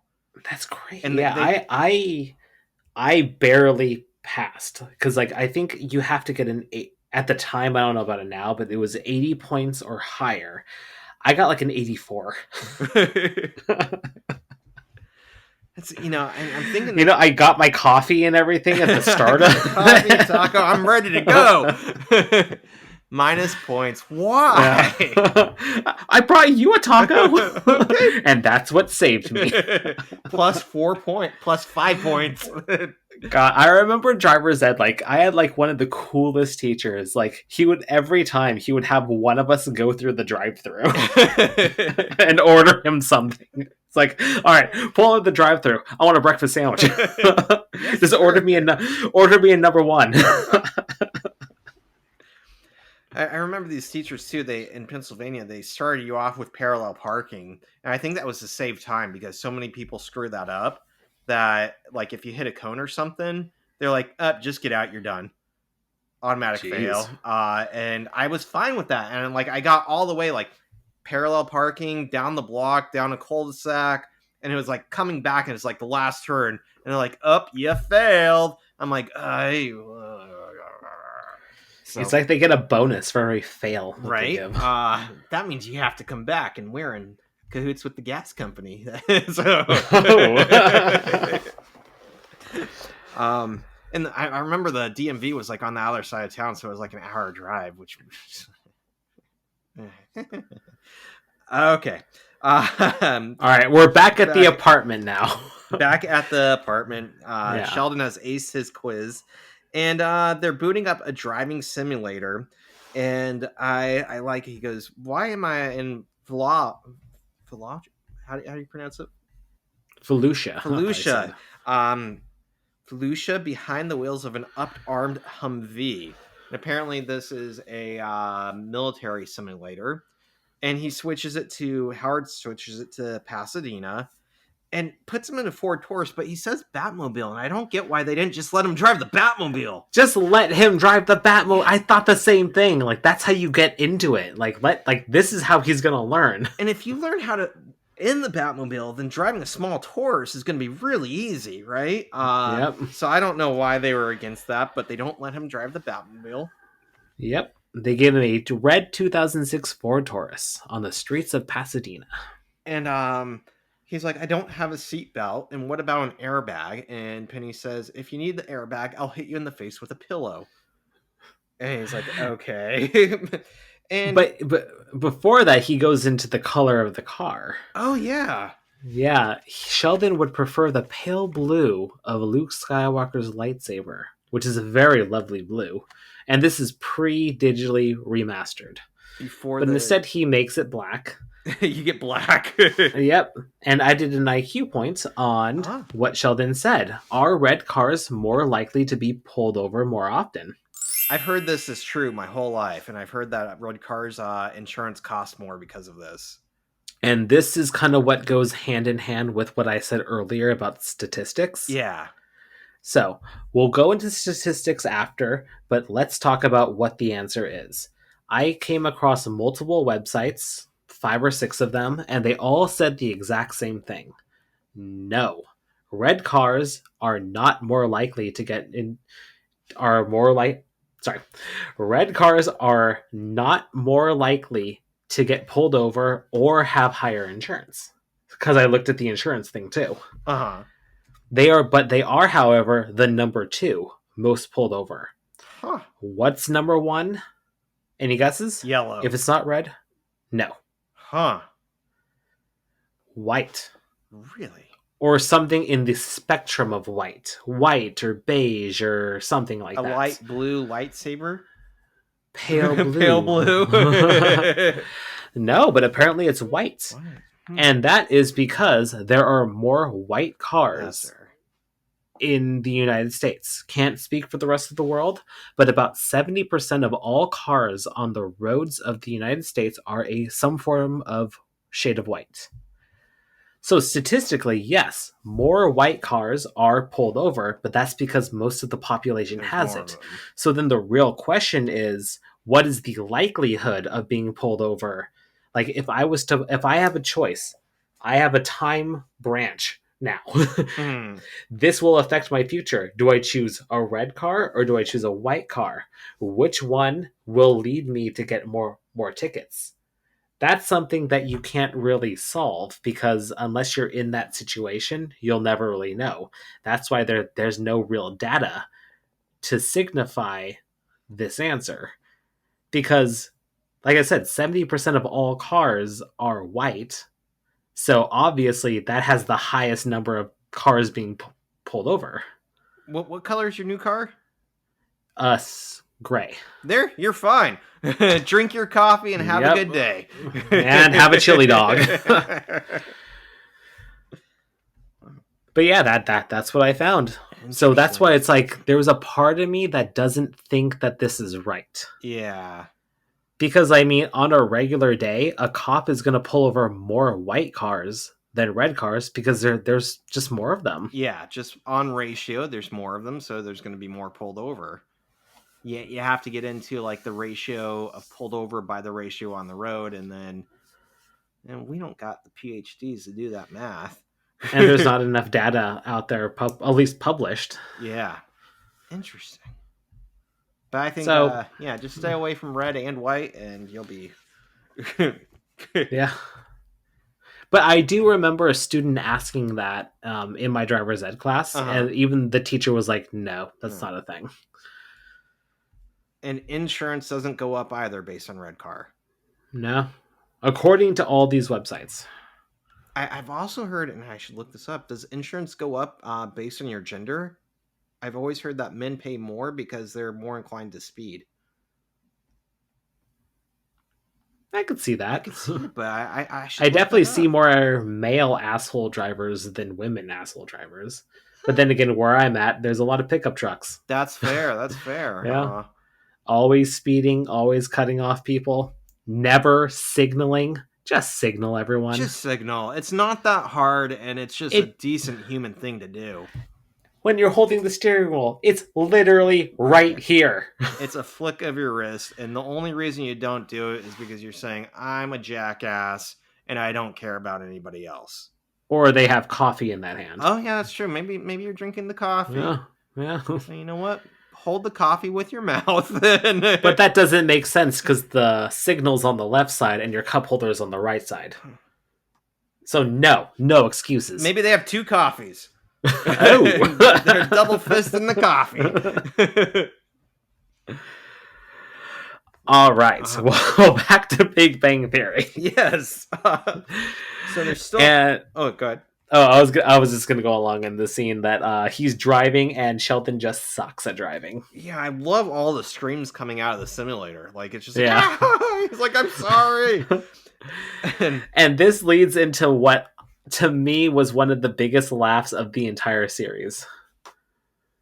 Penny just slamming that pillow in Sheldon's face. And he just takes it like, thank you. She said she'd do it too. It was coming, yeah. And later on, and I have a note here because he quits because what? He's like inside a building and he's like he missed his exit and he gets out and the car continues and Leonard says, wow, they actually programmed a pet store in there. Yeah, like, oh, the pet store. And I like it because he actually compliments Howard on the software detail. And he doesn't say many good things about Howard, but here he's like, it's a nice job. Yeah. As his car's running over the puppy dogs. Oh, poor puppies. And then, he... All right, so now it leads into Sheldon saying that he's too evolved to drive. Yes. That his little toes and lateral incisors are significantly smaller than the average than someone his size, and that these are indicators that he's more evolutionarily evolved. And I did a IQ on this. Me too. I All right, I'll let you go. From what I see, this is false. I could not find information to say that incisors and smaller toes have anything to do with evolution. And I have a couple websites. I like one, evolutionfact.com, suggests that no, we're not going to lose our little fingers or our little toes because most of evolution depends on survival and reproduction. And so if an element has something to do with able to run faster, able to beat more diseases, being more intelligent and getting more food, or being stronger. Those are things that will influence reproduction and will be built into the DNA sequence for everlasting. And the size of our toes just are not important enough. So we'll probably have little toes, be there according to this website. And I also found on, a couple Reader's Digest and ScienceABC.com suggesting that some of the biggest things that we are seeing because of wisdom or because of evolution are wisdom teeth, that we don't need extra teeth to eat plants because we don't eat as many plants. We have different diets now. And also our brains are kind of shrinking. There's some thoughts on that. But smaller heads in general, less room for the teeth, and that's why the teeth are going away. Goosebumps are another big thing with evolution, that they're a trait that's kind of, we have no reason for it, but we have no reason to get rid of it, so we still get goosebumps, where in theory it's we get goosebumps to make us look bigger, to like push up our hair and like expand and say, rah, we're big mammals. But now without thick coats of hair, we don't look bigger. We just look like we have goosebumps. So that's something that shows that we are evolving, but it's going to stick with us because there's no reason to get rid of it one way or the other. Then there's different theories on why our brains seem to be shrinking. Some people think it's because we're getting dumber, and the notion is we have reached a plateau of intelligence, and we are so smart that we don't need to get more intelligent to survive, and so we've leveled out and we're kind of going down, and our brains are getting smaller because we're getting dumber. We don't need it's again survival, that we don't need that intelligence, so the intelligent factor is being processed out. Although some people believe that our brains are becoming more efficient and that they're getting smaller because they're being rewired and working more sophisticatedly, more appropriately. I don't know. And so we might actually be getting smarter, but the whole notion is our brains are getting smaller. And again, those seem to be like again and again signs of evolution and things to talk about. But incisors in the mouth, which are kind of like the second row of teeth, right on the top, and yeah, it's the teeth. It's like the front teeth. It's the ones that are lateral of your front teeth. Pretty much. It's in between your front two teeth and the canines. Yeah, they're usually the ones that we think of as like vampires, right? Although some vampires have the canines come out too.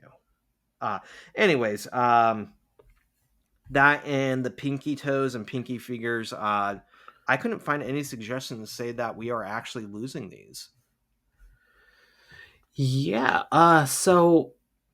This is, I guess, a nice little take everything that you hear on the internet with a grain of salt, because I found the exact opposite of what you said. Oh, interesting. My research shows that what he's saying is correct. Huh. So I found this on Britannica.com. Yeah. And we'll start with teeth. Okay. So, according to them, smaller teeth is a sign of evolution.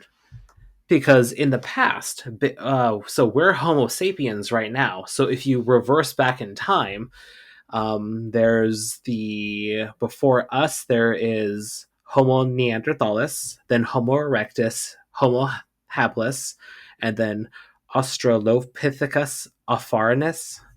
So when you go further back, our teeth were actually larger and our jaw muscles were actually bigger as well, because there was a need to chomp through things like tougher vegetables, hard seeds. I was going to say, But it's as we more of a learned, vegetarian diet because hunting meat is actually really tough in nature, right? So yeah, more plant-based stuff and more muscles for tougher stuff. yeah, I've been doing the kale salad from Costco Yeah. a lot, and raw kale, damn, my jaw has never been more It's a tired. little chewy, yeah. Yeah. But as we evolved and as we learned to create fire and advance our cooking methods, the need for bulky teeth wasn't as necessary. So over time, our teeth, especially the incisors and canines, shrank. So it's like, wow, like, so you were looking, according to the article that you found, it was more about a reproductive, like all of evolution is based off reproductivity, whereas like what I found was like physical attributes is a part of evolution as well. Mm-hmm. So that's where it does claim that smaller teeth is a size of evolution. And part of the And teeth thing is that I just found so much stuff about wisdom teeth that I think it definitely overshadows the incisors. but And it's funny that you mentioned that our brains are getting smaller, because according to Britannica.com, our brains are getting larger, oh, creating less space in our skull. That it actually, like, that's why you don't need wisdom teeth, because it's getting overcrowded. So it's like, okay, everyone, whatever you find on the internet, take it with a 3-finger pinch of salt. yeah. And I think this goes with even scholarly research that there are reasons to agree and disagree and challenge research because nobody has all the answers, and they're, you know, yeah, we're trying to figure this out as we go. So, this is theories. They don't. There's no way we can't know for sure one way or the other. So we have the logic and science behind it, and it's internet bullshit too. But even in publications, like we're trying to figure it out, and we add to the discussion and try to theorize and find the best explanations. Well, as we talked about in a previous episode, there's something called the Munchausen's trilemma, which actually like proves that nothing is real. Oh, that's a good Every point. every truth could be false, because as you rewind back and actually look at every fact and you create that question asking why, it'll get to a point where you cannot answer it. You have to break down to a very simple idea that everybody agrees on. At best case scenario, you're going to get down to a fact that gravity exists. And why does it exist? I don't know. It just exists, and let's agree Yep. it exists. Yeah. That's a great point. But moving forward onto toes, I found this on, well, at first I found on Quora, which is basically just like a Reddit. Yeah, so it's a. but then I found a valid website, pubmed.gov. And it does claim that shorter toes are a sign of evolution. Huh. So, again, rewinding back to pre-Homo sapiens, back to the Neanderthals and beyond, longer toes are more likely to get caught on tree roots, rocks, or a coffee table leg. Because just like a lever, the longer the lever is, the weaker and less able to bear our weight. So we don't need longer toes to climb trees or anything like that anymore, because that's what, like, think of a monkey, where it's like they use their feet to grab onto things because they have longer toes. But as humans evolved, we don't need that anymore. And there actually was a test that was conducted, and they found that longer toes had no effect on walking, but however, in terms of running with longer toes has a mechanical cost. So the thought is that evolving smaller toes occurred when humans became bipedal, because smaller toes are needed for endurance running. Huh. Because if you have like really long toes when you're trying to run, it's going to be like kind of flip-flopping everywhere. Awkward. Yeah, like it's like a duck. Have you ever seen a duck walk? I was going to say PubMed is where I found the article about the teeth? The being on the phone and drinking, the conversations we have on the phone being the same as the distraction level as having a shot. So I think I like them. I don't know if I trust them completely, but I know. Now I don't think I can. I trust nothing. This is a goddamn Matrix. All right, well, going a step beyond all this, Sheldon called himself a homo novus. Yes. So I looked into that. So homo novus is Latin for man newly ennobled. So this term was first coined in ancient Rome for a man who was the first in his family to serve in the Roman Senate, more specifically elected to consul. So him using that term technically isn't correct, because it's like, I understand that you're using the word novus as like new, that he's like the newly evolved human, but technically he used it wrong. So if it's not homo novus, then what is it? I have an answer. Homo novus. It's actually homo nouveau. Nouveau. Oh. Yeah, so I found this website, and it is a website, and it's named after a book. It's called whatcomesafterhomosapiens.com. It is a website and book written by a man named Don Simborg. He wrote the book on this topic, and it is pretty much just a collection of X-Men comics. No, I'm just kidding. Well, yeah, that makes sense. I have laser eyes now. We evolved. I like comics. I like comics too. But he has a theory called the Simborg hypothesis. Vain much? But he basically has an entire book and website dedicated on where he thinks humanity is going to be at the next stage of evolution. So the question now is, how is he qualified to even write this? And the answer is he's not. He's not. Because nobody really is. Because nobody actually knows what is going to happen in the future. Nobody has that knowledge. Yeah. But he has published several peer-reviewed articles. He has an MD from Johns Hopkins School of Medicine. So I guess he kind of is qualified, but not really at the same time, because nobody knows what the future holds. For all we know, X-Men is going to happen. I was going to say we should get him on the show, but he has a PhD, so I don't want him here. Yeah, I don't want him to overshadow us. So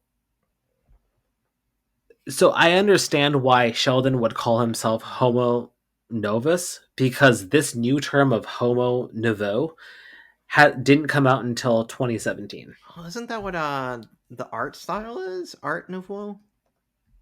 I'm gonna look this up. I don't know.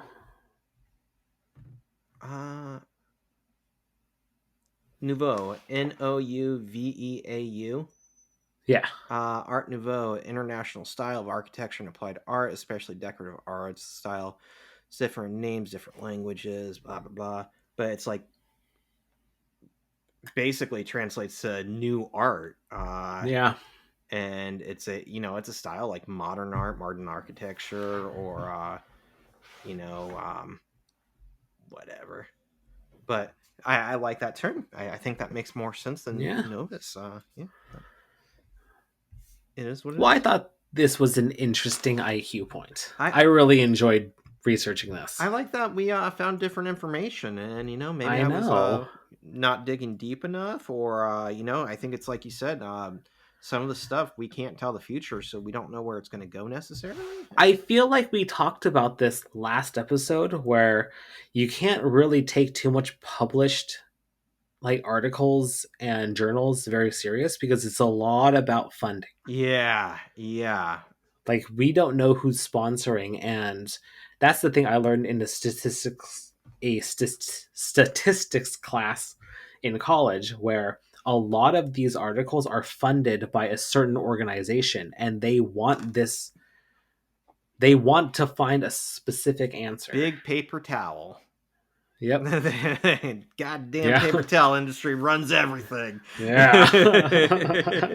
They're the head of the Illuminati. Yeah, they are. That's why paper towels are in triangles. Wait, what? No. Wait, what? No, Ryan. Okay, so anything else on that IQ point? That was a great one. Nope. So we are we're back at the university now.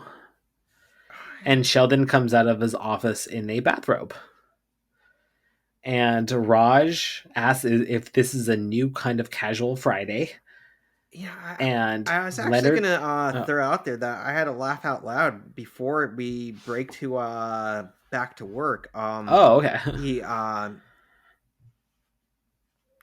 Leonard goes, how's Homonovus going to get to work? And he goes, Homonovus doesn't know. And I love the wordplay there.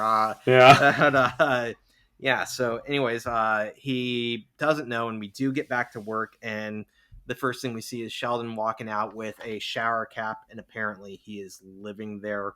And they mention, well, isn't your experiment done? And Leonard just kind of smiles and yep. He finished it a week ago.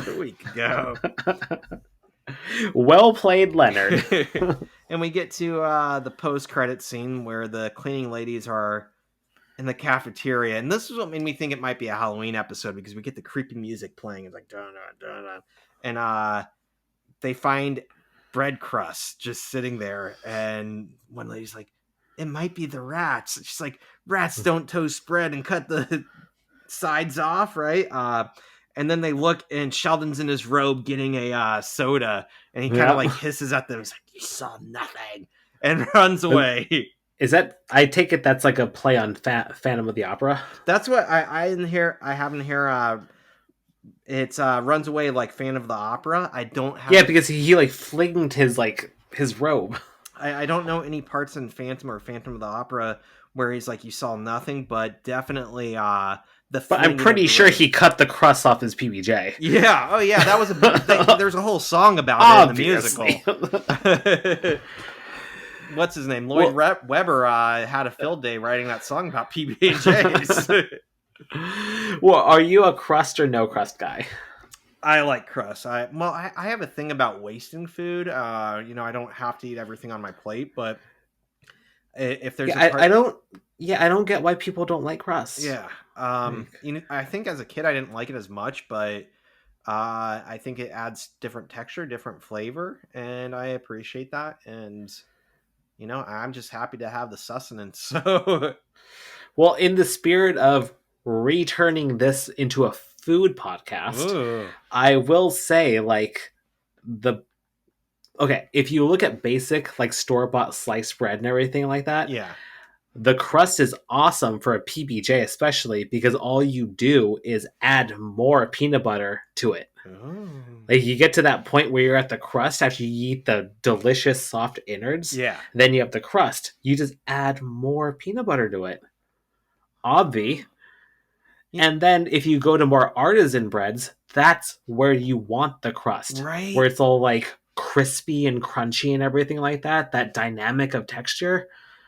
Absolutely. That's great. Guys, dynamic eat of your texture. Crust. Yeah. And like Ryan said, sustenance. Don't waste food. Don't waste food. It's there. You're lucky to have it. Yep. And there's starving kids in my basement who would be happy to have it. Yeah. What? It's the triangle paper towels.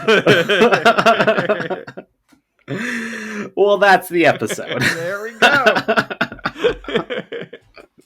We did it. We finished the Euclid Alternative. Nice. I like that one. Again, nothing super with the story progressing, but funny parts, enjoyable characters, and between Penny's facial reactions in the car and Howard actually not being perverted. Some great stuff. Yeah, not to give too much into spoilers for you, because I know you haven't watched it and everything like that, but Howard's arc to become like what he is to what he becomes is, I feel like it's the best story arc in this series. I won't say it's the best story arc in TV history because it's definitely not, but in this series, Howard's arc is the best. Just see you saying like Arya Stark has nothing on Howard. A girl is no one. Yeah. She's no one. No one. No, wait, she's Arya Stark and she remembers. Did you watch House of the Dragon? I'm 2 episodes in. I need to finish it. What? Every time I turn it on, like something happens, and like honestly, like I love Game of Thrones so much. I read the books, watched the show several times. This might be fighting words with some people, but I think House of the Dragon is better. Really? That good? I think it gets so good. Okay, first season is a little jumbled with like a series of time jumps and everything like that. But fuck, it is so good. It's super different. Like the whole like energy and like the way like the whole atmosphere of it is very different because it's like hundreds of years before the events of Game of Thrones. So it's like it's very different, but that's one thing I like about it. It's like it's very focused on these two families, whereas like Game of Thrones was like they're everywhere. There are so many families. Yeah, Starks, it's Baratheons, Martells, like Greyjoys. There's so many families out there that it's hard to keep track. But this is so fixated on just two families and their dynamic together. Yeah, every time I start watching it, something happens. Like, there's a spider on the wall. You have to come kill it. And then I get distracted. Spiders. Yeah. Always ruining my television time.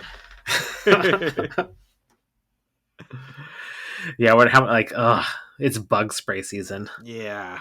That's I have a bug guy who comes out once a month. I'm like, that's so much money, but at the same time, I don't have that many bugs coming in, so can I? Yeah, I complain I'm the bug guy in my family. Man, dealing with ants are, I don't like spiders. I don't mind spiders that much, but ants. If you see like an ant, there's 100 ants. Well, if you only see one, it's only supposed to be the scout.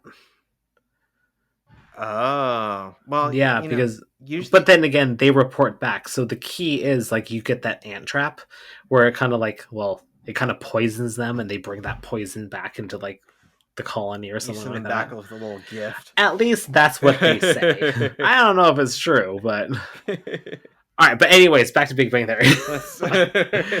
Well, wait, how did we get to here? Howard's gonna turn into an ant. You said. Oh yeah, the Howard story arc. Because like, yeah, you were saying how Howard is great when he's unperverted, and it will eventually get to that point. And like, there's so many like great Howard moments when he's just a normal person, where he kind of just peels off those layers of the onion and you just see him for him, and it's great. And his master's degree. Yeah. All right, so we had a total of 8 IQ points, because I'm going to count your partial as a full IQ point because I'm done counting partials. Yeah, that's fair. What's your tally at? Are you still a Sheldon? Let's see. I think I'm still a Shelley, but we have something going on here. Let's see. Wow, I wish I was better at Excel. We are 33 me not being Shelley, 34 me being Shelley. So we've gone up to 1 point difference. All right. This is like neck and neck. Man, this is... Woo. All right, well, any last minute thoughts on the Euclid Alternate? No, I think that was a good one, and I liked our discussion of the points and disagreeing on some of the evolution. Yeah. This was very, very great episode. Yeah, great one. All right. Well, thanks everybody for listening or watching. Now that we're on YouTube, please leave us a review. For podcasts, it's on Apple. We would really appreciate a 5-star review. If it's 5 stars, we'll give you a shout out. Follow us on Instagram at Theoretical Nonsense Pod. Email us at theoreticalnonsensepod@gmail.com. Follow us and subscribe to us on YouTube. Smash that like button. Oh yeah. Or gingerly tap it, as I say on my other channel. No, smash it. Yeah, don't smash it. Your mouse is only so strong. We'll see you next time when we talk about season 2, episode 6, the Cooper-Nowitzki theorem. Thanks for listening and watching.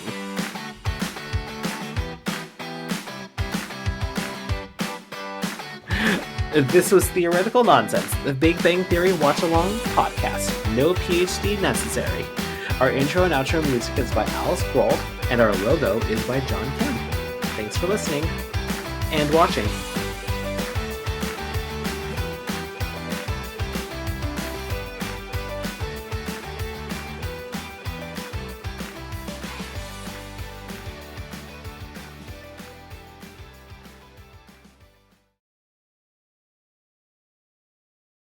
How it works. It's magic is what it is. It's just science.